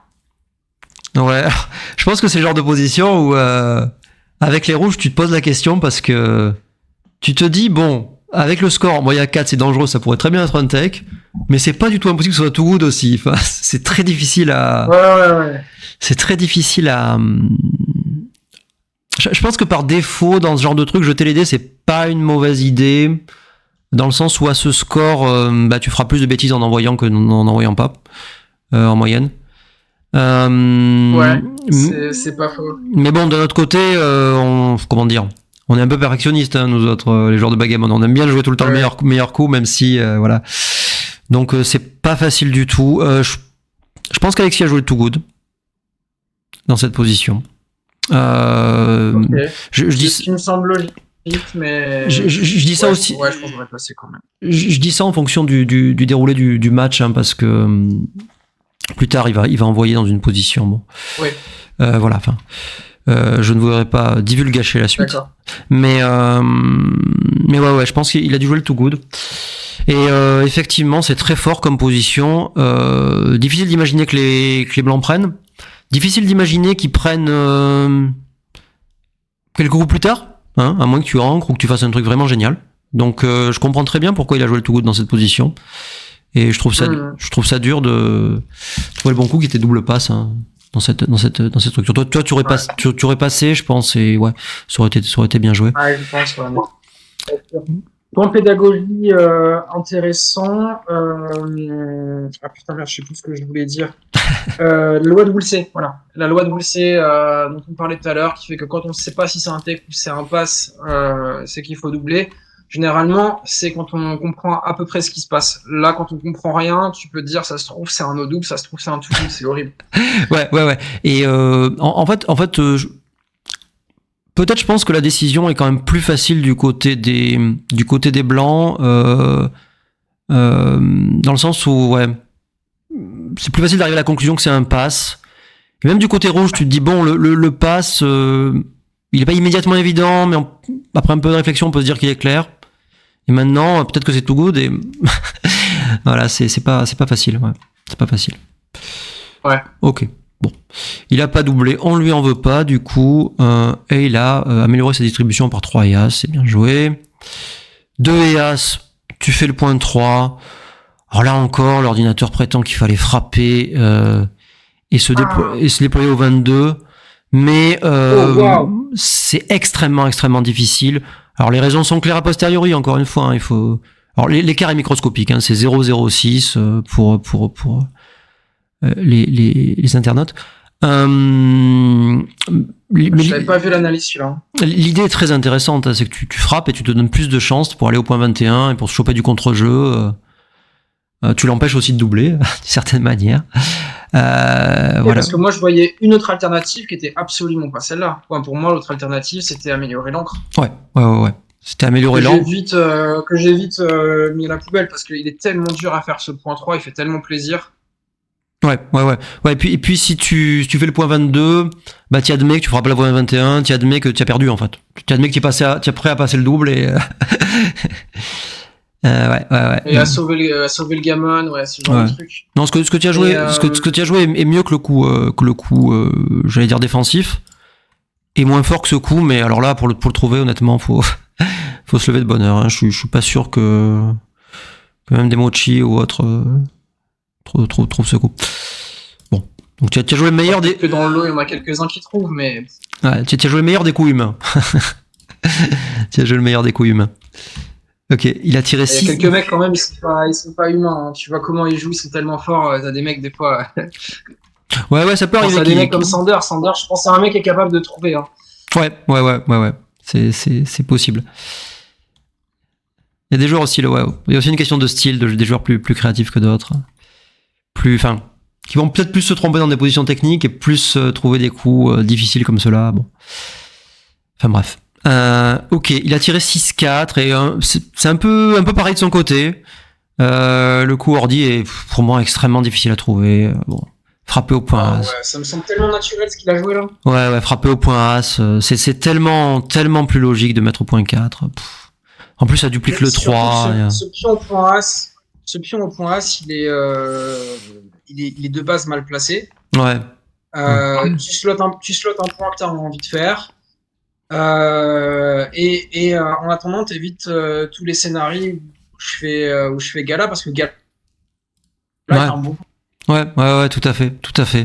Et je pense que une des idées, c'est qu'avec un 6, tu vas attaquer, tu vas jouer le plan de blitz, en plus de ces plans de frappe qui te permettent peut-être d'ancrer. Tu as quand même un board de 4.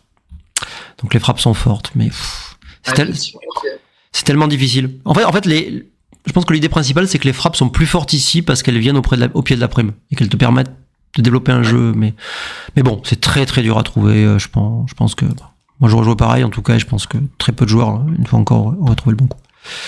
4 et As, tu viens au point 4, tu fais un peu ce que tu peux. Et là,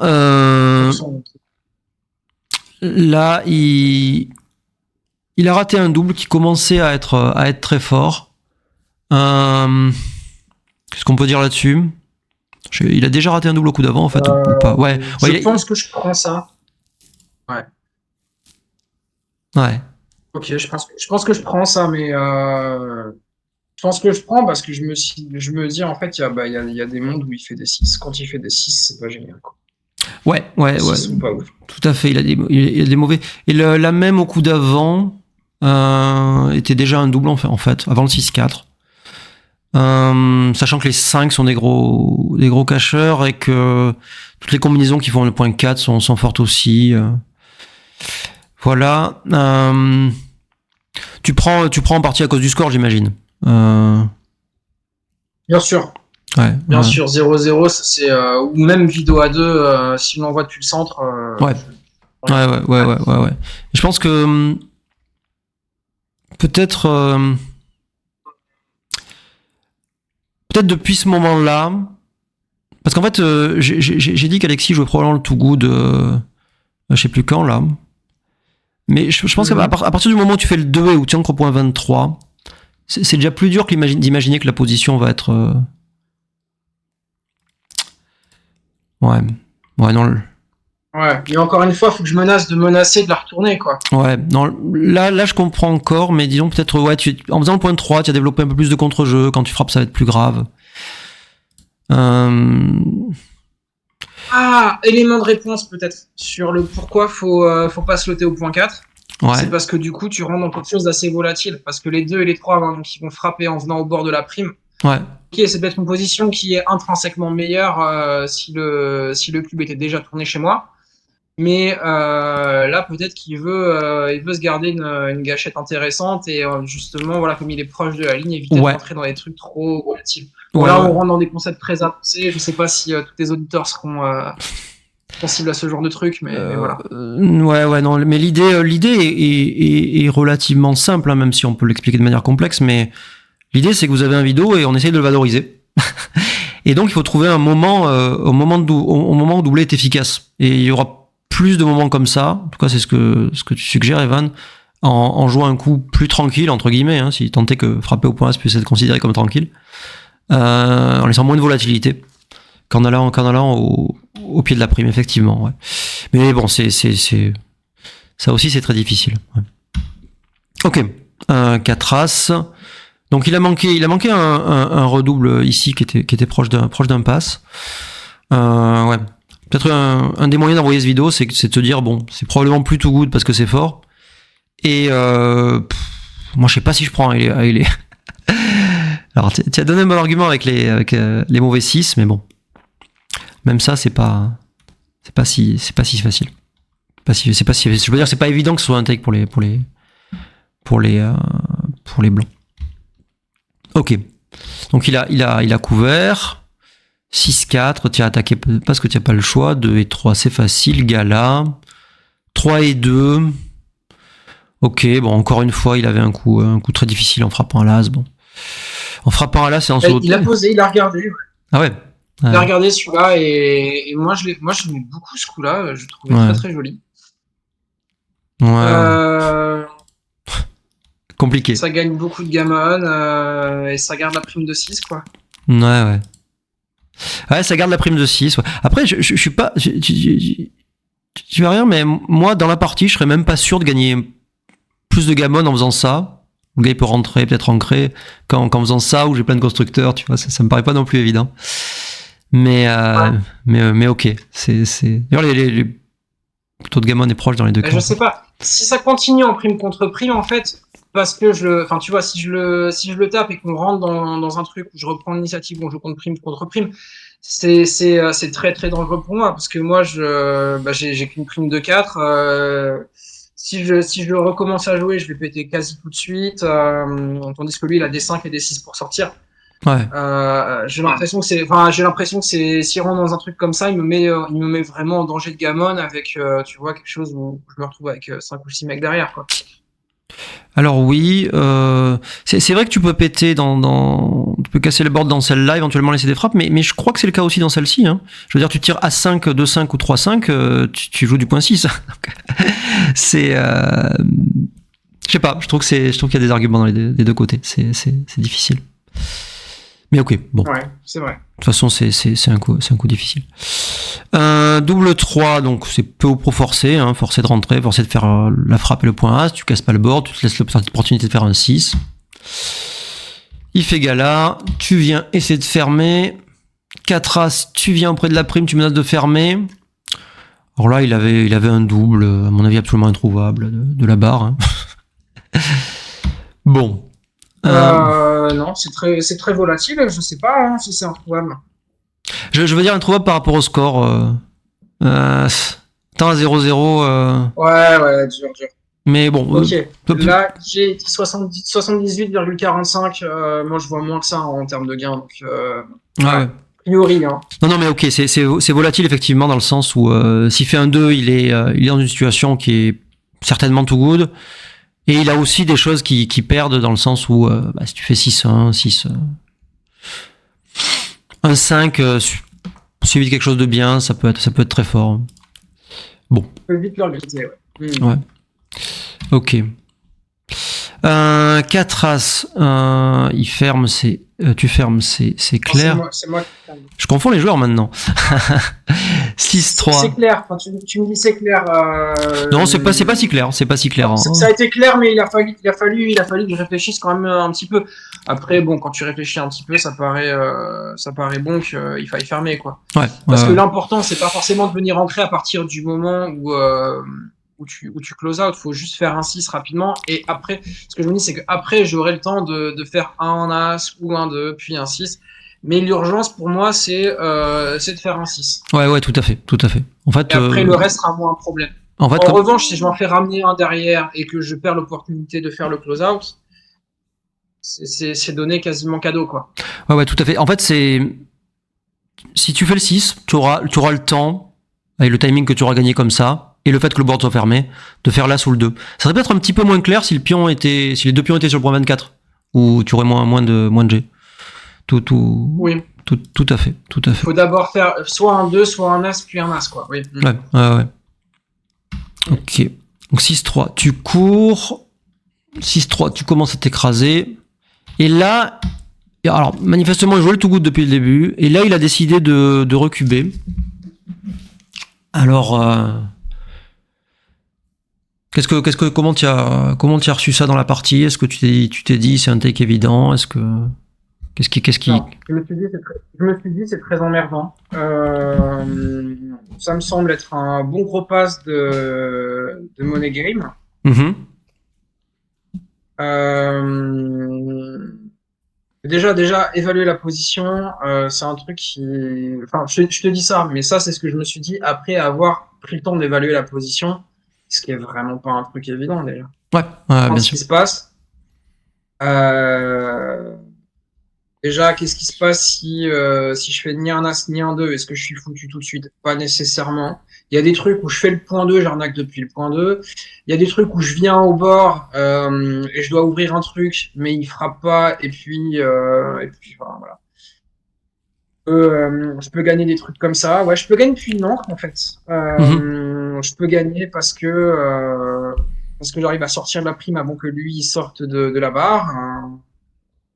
Ouais. Donc je me suis dit, ouais, on doit avoir quelque chose comme... moi, je me serais pas vu aussi bien, honnêtement. Je me serais vu plutôt aux alentours de 20-21%. Donc j'avais un petit peu faux sur mon estimation. Mm-hmm. Ouais. C'est très dur à estimer précisément. Je pense que une erreur qu'on pourrait commettre ici, c'est de surestimer la vitesse à laquelle on va s'écraser. Dans la mesure où les 6 sont tués dans la position, à part à 6 et 2-6, les 6 jouent pas. Et dès que vous cassez quelque chose, on va toujours casser le point 6, qui laisse quand même quelques gals à notre adversaire. Ouais. Hein. Et après, les 5 seront tués. Ça. Et donc tu es les 5 derrière. Ouais. Donc en fait le rythme d'écrasement est pas si fort que ça, en fait. Et donc on a quand même le temps de faire un as ou un 2. Et une dimension... vas-y. Non, vas-y, c'est... Ouais, et une dimension à laquelle je sais que tu as pensé, même si tu l'as pas mentionné tout de suite, c'est que dès que tu améliores un petit peu ta position, tu as des chances de pouvoir balancer un vidéo à 8. Et ça, c'est quelque chose de très fort, évidemment, dans ce genre de situation. Voilà. Donc on pourrait comparer à d'autres scores, ça serait éventuellement intéressant. Mais bon, je pense que je suis assez d'accord sur le fait que ça doit être un pass à 0-0.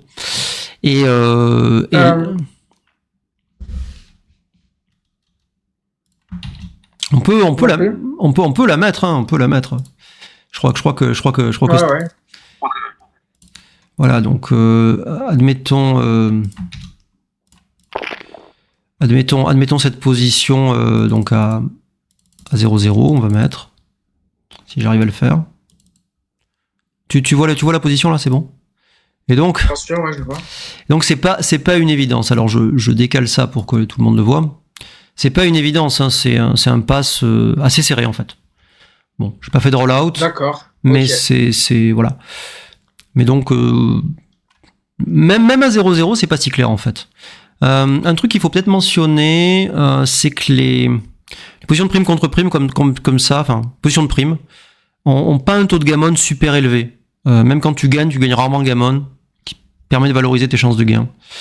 Voilà. Exact. Voilà. Et tu sais, il y a un truc qui est assez drôle, c'est que du coup, ça c'est une position où quand il me renvoie ça à 4, c'est un vidéo à 4, donc c'est quand même assez essentiel en termes de potentiel perte ou gain d'équité pour le match. Ouais. Et du coup, c'est une position, puis après, je me baladais je posais cette position-là, et je demandais un petit peu à tout le monde qu'est-ce que vous auriez fait. J'avais pas la réponse à ce moment-là, hein. Mhm. Euh, et, euh, et à un moment, je suis tombé sur un copain d'équipe de France qui m'a dit si c'est un tech, bravo, parce que moi, j'aurais passé quasi tempo, ça me paraît complètement foutu. Faut que tu fasses un As ou un 2 puis un 6. Et ouais, c'est très très dur à évaluer, quoi. Ouais. Non, mais un As ou un 2 puis un 6, c'est vrai, mais tu as quand même quelques coups pour les faire. Hein. Si on considère que les 6 sont tués, que les 5 vont l'être, etc. Puis un As ou un 2, c'est quand même plus de la moitié des jets. Hein. Je veux dire, c'est pas. Ouais. Et, Et- voilà. Et bon, je voulais mentionner, bon, pour toi c'est sans doute évident, mais pour. Voilà, s'il suffit que tu en sortes un, et déjà. Si tu mets le niveau à 4 chez moi, ça va aller rapidos, quoi. Ouais, alors pas à 2. Mais à 4, il suffit que tu en sortes un pour avoir un très très fort recube. Hein, où il doit prendre, mais il est vraiment vraiment pas content. Quoi. Ouais, voilà, si je fais un 2 déjà, oui, voilà. Ouais, et ça Les va. deux sont des marquettes. Voilà, et ça valorise tes scénarios de gain, évidemment. Alors ça doit être déjà un pass, je suppose. Ça c'est même too good. Ouais, too good. Ah, regarde, too good. Ouais. Et donc, si tu peux envoyer une position comme celle-ci, c'est que bon. Voilà, ça donne une idée de la force de ta position quand même. Enfin, du danger d'envoyer ces vidéos. Donc du coup, il se trouve que, mais encore une fois, c'est difficile. Hein, il se trouve que c'était une erreur de la part d'Alexis d'envoyer à cause du score. Ouais, mais encore une fois, quand t'as des mecs qui se trompent, en fait, plus toi ton erreur elle est grosse quand tu te trompes d'envoyer, en fait, plus son erreur à lui il est grosse quand il prend la mauvaise décision sur le tech pass. Ouais, tout à fait. En Donc, fait, c'est pas. il y a une Ouais, dimension. si t'es sûr que le mec fait la bonne décision, c'est pas bon, mais si t'es pas sûr, en fait, c'est très très. Moi, ça m'a vachement emmerdé, hein. Ouais. Non, mais encore une fois, évidemment, on joue contre des humains. Il y a une dimension de bluff qui existe, y compris contre des très forts joueurs. Hein. Voilà, tout autant qu'on est, on a déjà fait des moins 400. Si vous regardez les matchs de Mochi, vous allez trouver quelques moins 500 par-ci par-là. Alors, moins que nous, moins que vous, mais il en fait quand même, donc c'est pas impossible, quoi. Voilà. Mais ça va au-delà du bluff, c'est-à-dire qu'au bout d'un moment, moi je suis du rouge, je me dis, je suis pas sûr de ce que tu dois faire avec ce score aussi bizarre. Donc j'ai bien envie de t'envoyer, j'ai bien envie de t'envoyer ça et derrière bah, tu te démerdes. Moi-même je ne sais pas ce que c'est à ce moment-là. La notion de bluff suggère que Oui. je sais ce que c'est et que je parie sur le fait que toi tu ne sauras pas. Mais là c'est même pas ça. C'est ben moi je sais pas. Est-ce que toi tu sais? Tiens démerde-toi. Oui. Non, mais Ah. tout à fait. Mais dans le sens où, d'une part, si c'est un take, il peut, ou un no double, il pourrait le passer. Et quand bien même toi tu sais pas vraiment l'évaluation de la position, oui. Mais tu as raison, c'est pas un bluff absolu, mais il y a une petite composante de bluff, je dirais. Ok. Ouais, je suis d'accord avec ça. Du coup, ça s'est mal passé. Tu as dû ouvrir assez rapidement.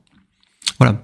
Mais tu vois, même dans cette position, ça s'est mal passé. Tu viens de faire un 2 après avoir un peu cassé le board. Et là, l'ordinateur, après ce coup, affiche 21% de chance de gain. C'est énorme. C'est énorme. Je pense que les gens soupçonnent pas à quel point on a des chances de gain dans ce genre de position. Ok.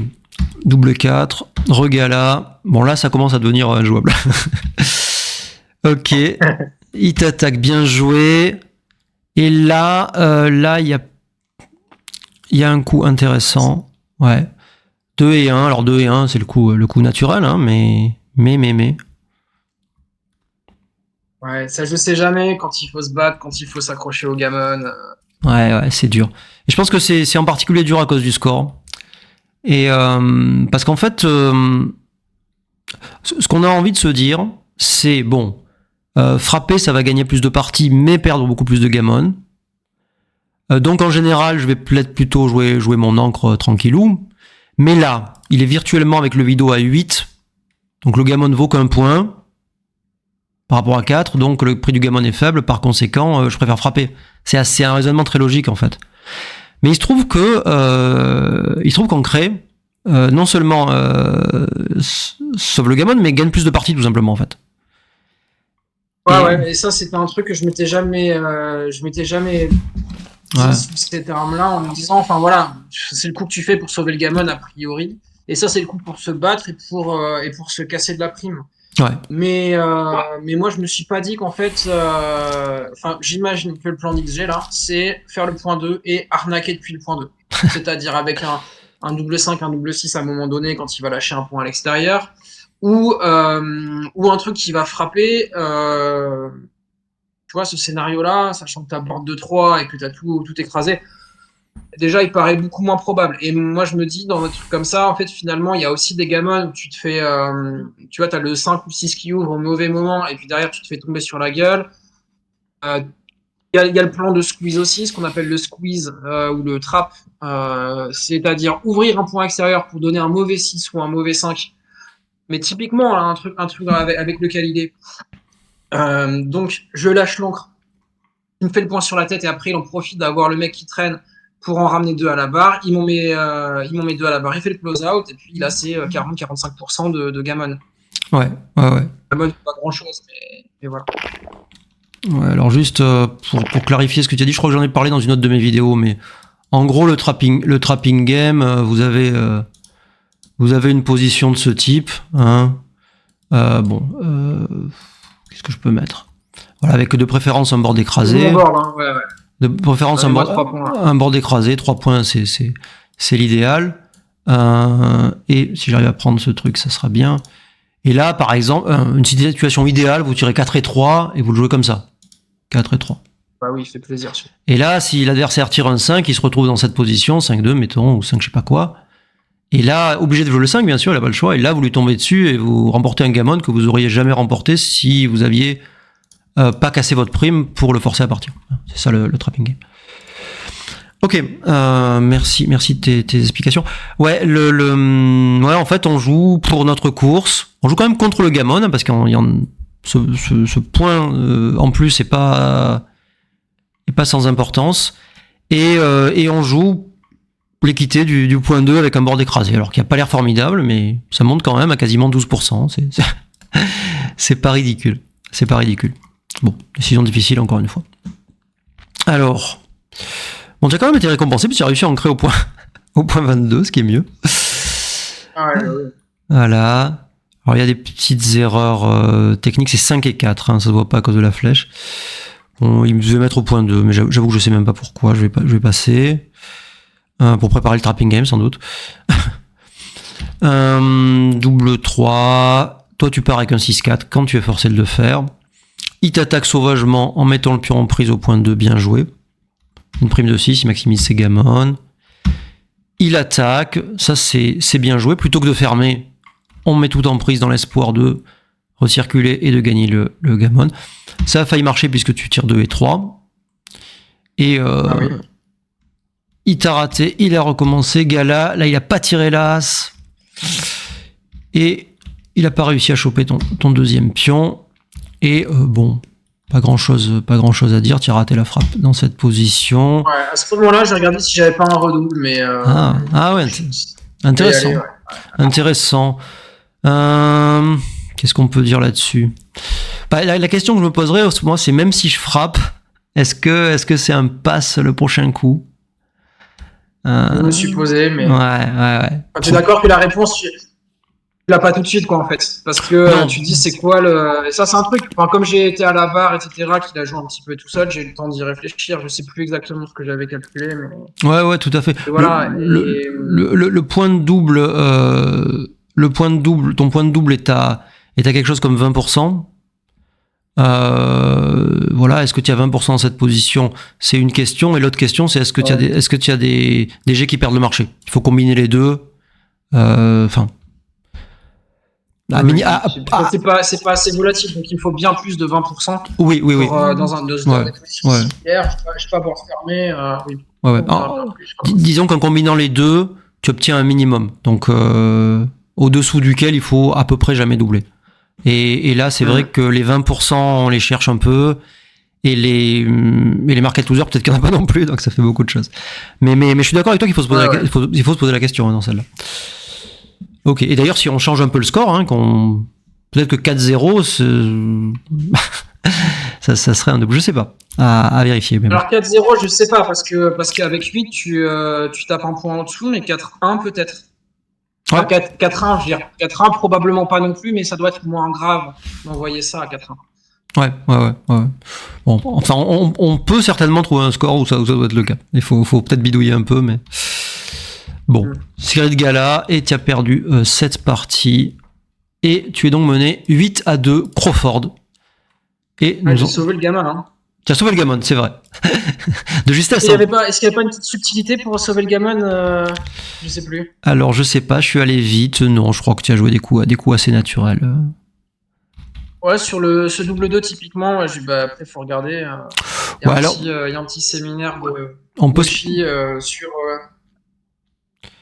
Ouais, on peut se poser la question. Après, là, je pense que la réponse est assez triviale, dans le sens où là, tu laisses que le 5 et 4 comme mauvais. Ouais. Et dans le coup alternatif, bah, tu as 2-1, 3-1, double 1. Tu vas, tiens, il suffit de compter les trucs. Ça fait partie des trucs où il arrive que certains joueurs aussi, qui ont un niveau plutôt intermédiaire, etc., se disent mais oui, il faut courir en fait. Mais si en fait il menace de sortir au prochain, bah faut compter en fait. Et c'est ok de réfléchir. Enfin, vaut mieux passer pour un con parce qu'on réfléchit parce qu'on sait pas que faire un coup qui est con. Tout à fait. Essayons d'avoir l'air intelligent, quoi. Tout à fait. moi, dans ce genre de position, je recompte tout le temps. Il n'y a pas de, il y a pas de secret. Ça va vite, quoi. C'est pas comme s'il y avait qu'un 15G contre 16. Hein. C'est très rapide de voir les trucs. Bon, là, on regarde. Est-ce que double 4 ça marche? Est-ce que double 5 ça marche? Oui, 5-4 ça marche pas. Ok, ça en fait que 2. Là, 3-1, 3-2. Ça va vite de compter. Ouais. Partie de Crawford. Tu ouvres par 4 et 2. Donc, partie de Crawford, une fois encore, tu commences la partie. Qu'est-ce que tu te dis? Est-ce qu'il y a une histoire de score? Bien sûr. Quelles sont les grandes lignes, les plans de jeu, etc., etc. Qu'est-ce qui compte niveau gammon, backgammon? Les gammon ne comptent que pour très peu. Ouais. Ne te joue que quand t'as plus rien d'autre à jouer.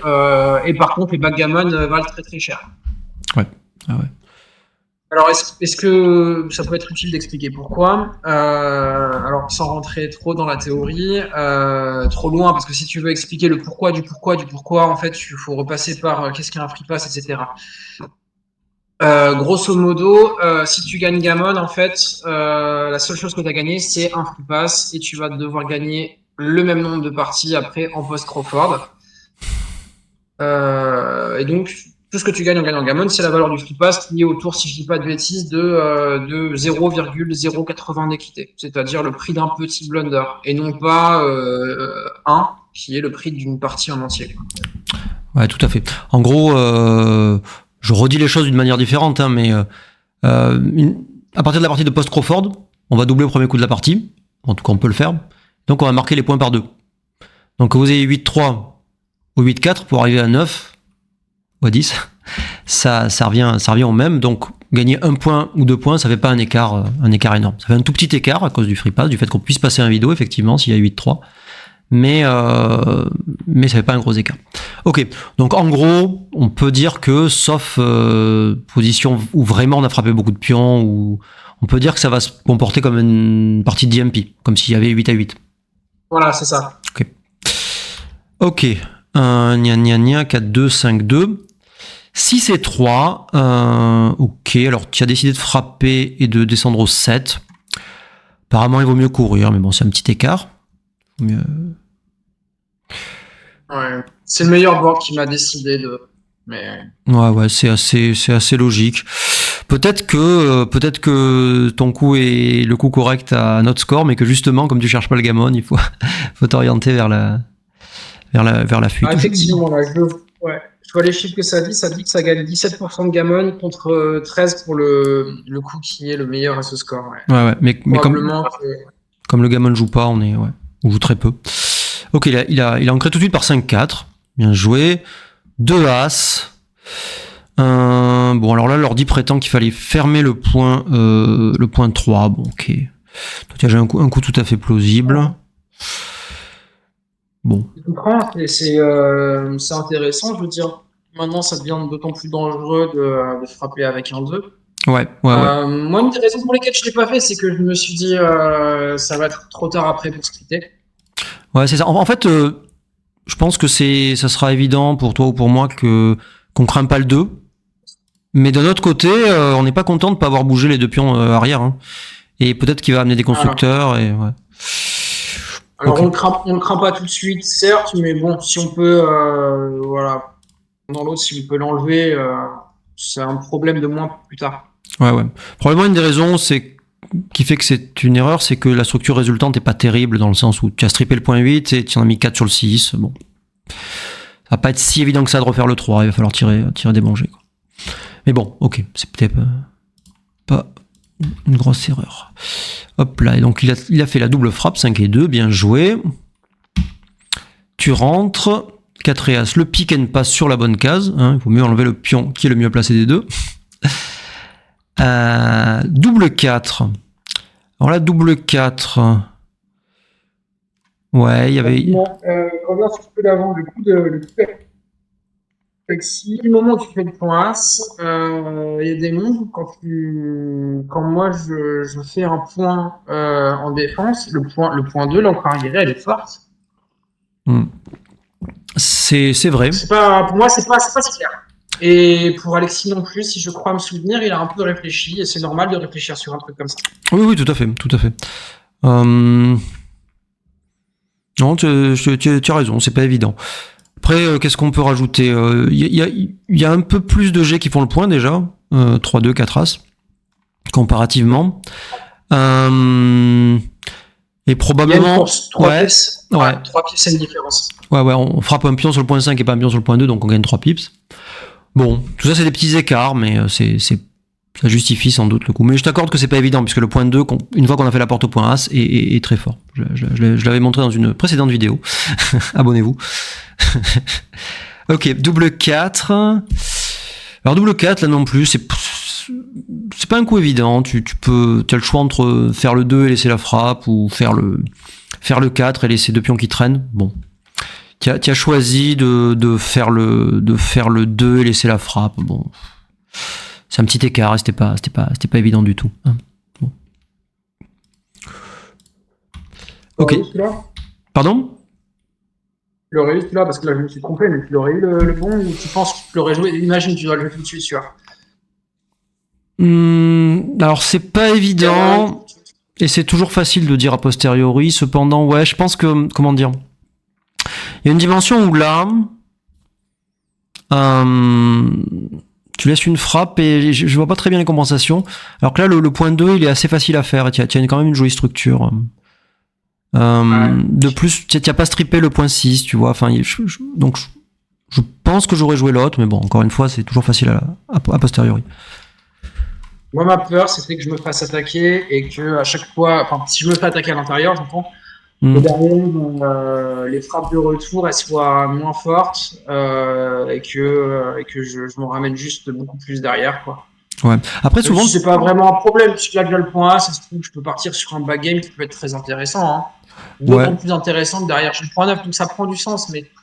Mais voilà, si je me fais blitzer, en fait, le blitz m'a l'air un peu plus emmerdant si j'ai un point de moins et un blot à la place du point, quoi. Ouais, c'est vrai. Mais je pense qu'il faut pas négliger le fait aussi que quand tu frappes un truc, tu le frappes souvent avec un jet qui ferme, en fait, parce que, mettons qu'il te frappe sur le point 4. Tu peux tirer 4 As, 4-3, 4-5 ou 4-6 qui referment un point. Donc, tu as quand même beaucoup de jeux, quoi qu'il arrive. Voilà, c'est bon. Mais bon, c'est pas évident, hein, entre les deux coups. Bon.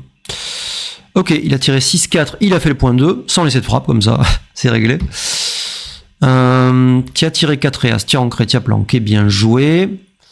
5 et As, il a sloté au point 7, il n'y a pas trop le choix.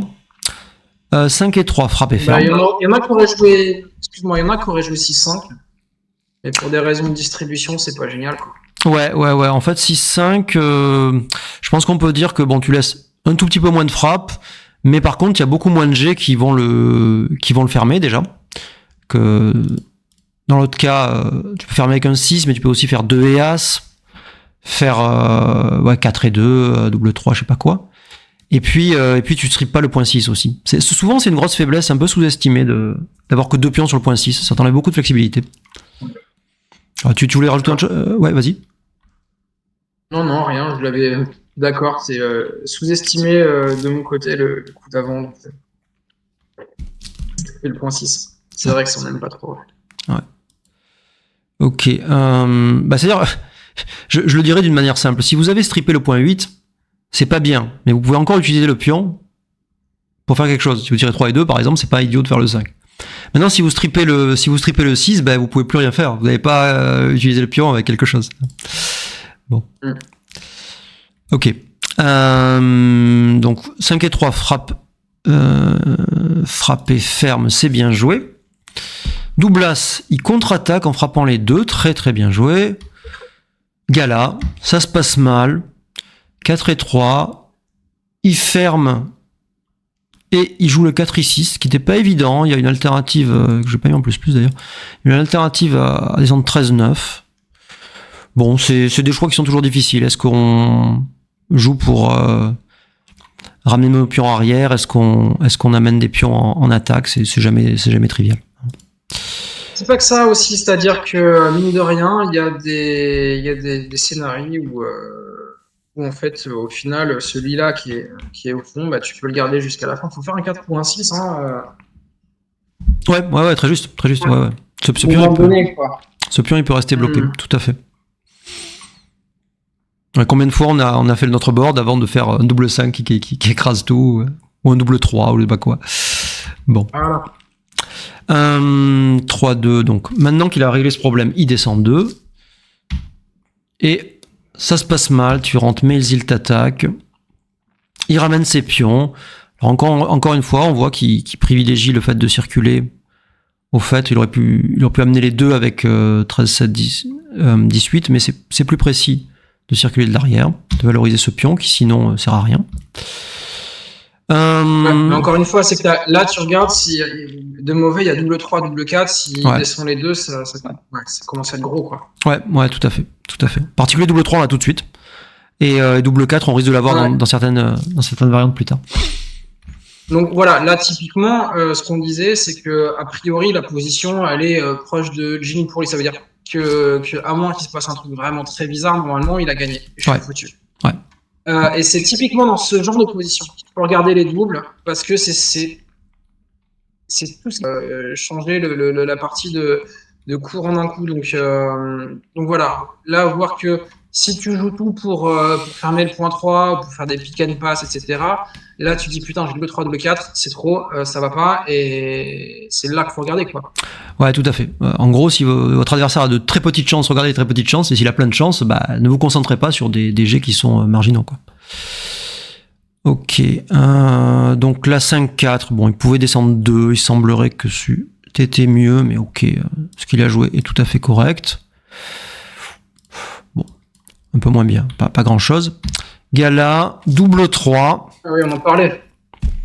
Ouais. Déjà, il fait pas plaisir. Non.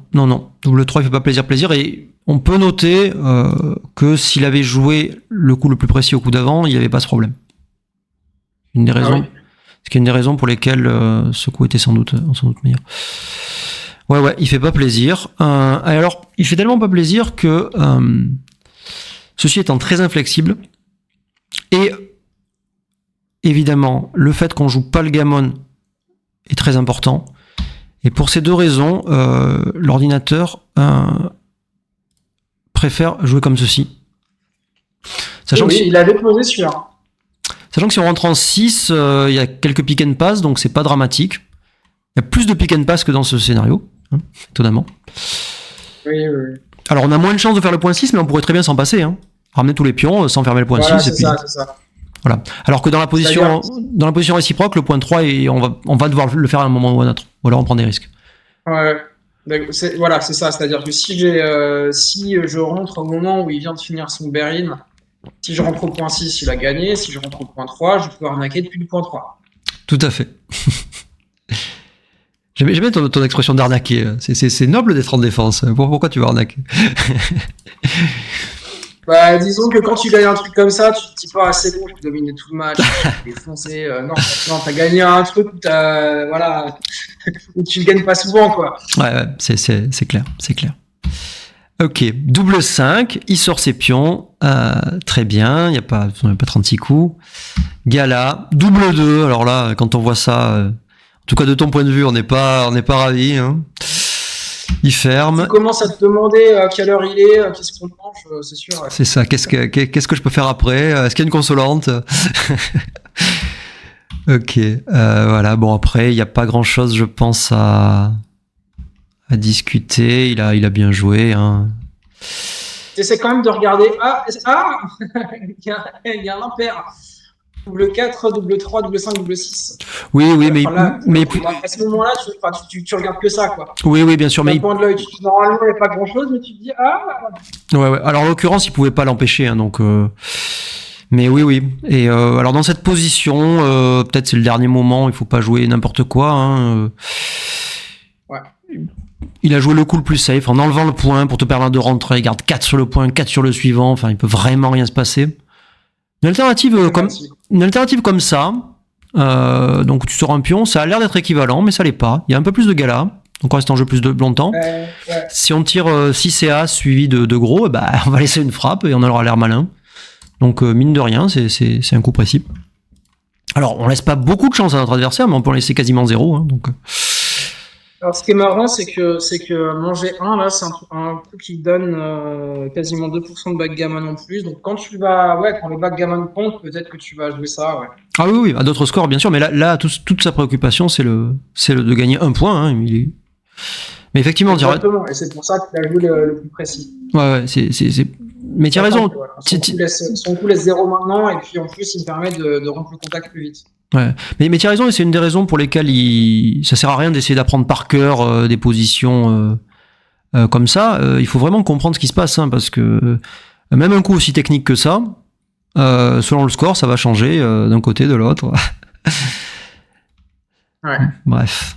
Et 3 As, alors pareil, on sort pas 2 pions. Hein, bon. Là, je pense que c'est évident pour beaucoup de joueurs, par contre. Hein, on reste pas impair sur le dernier. On sort 2 pions. Et voilà. Et là, tu lui dis bien joué.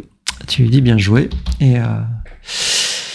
ça, on n'a pas vraiment roulé au double 6, c'est que pour rentrer le match sur Extreme Gammon, faut que ça aille vite au bout d'un moment. J'ai mis des double 6. Ouais. Tu peux faire ça se termine vite et qu'on puisse avoir quelque chose à analyser. Ouais. Bon, tu peux faire abandonner. À la place du premier double 6, je lui ai serré la main. J'imagine bien. Bon, alors tu peux faire action abandonnée. Hein. Ça marche aussi pour rentrer la partie. Mais bon, ok.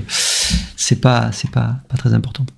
Ok, bah Evan, je te remercie. Est-ce que tu as quelque chose à ajouter? Est-ce que tu voudrais dire un mot à X ou Y? Non, merci à toi. Merci de m'avoir aidé à comprendre 2-3 trucs où c'est vrai, il y a des trucs où je me disais c'est un peu bizarre, notamment le fait de l'histoire où je dois garder le point 2 en défense sur mon take qui était un petit peu compliqué là. Ouais. Tu sais, hein, c'est toujours très utile d'avoir les avis les uns des autres. Tout à fait. Bah d'ailleurs, on progresse mieux à plusieurs que tout seul. Ouais. Puis comme je te disais hors micro, c'est bien parce que tu apportes des choses que moi je dirais pas ou que je dirais pas de la même manière, et donc je pense que commenter ce match à 2, c'était vraiment bien pour. Ouais. J'espère en tout cas que les gens auront le même sentiment que moi, mais. Voilà, mine de rien, tu disais. Et puis mine de rien aussi, tu vois, c'est quand même. Il y a peu de contenu de qualité aujourd'hui sur YouTube, et puis voilà.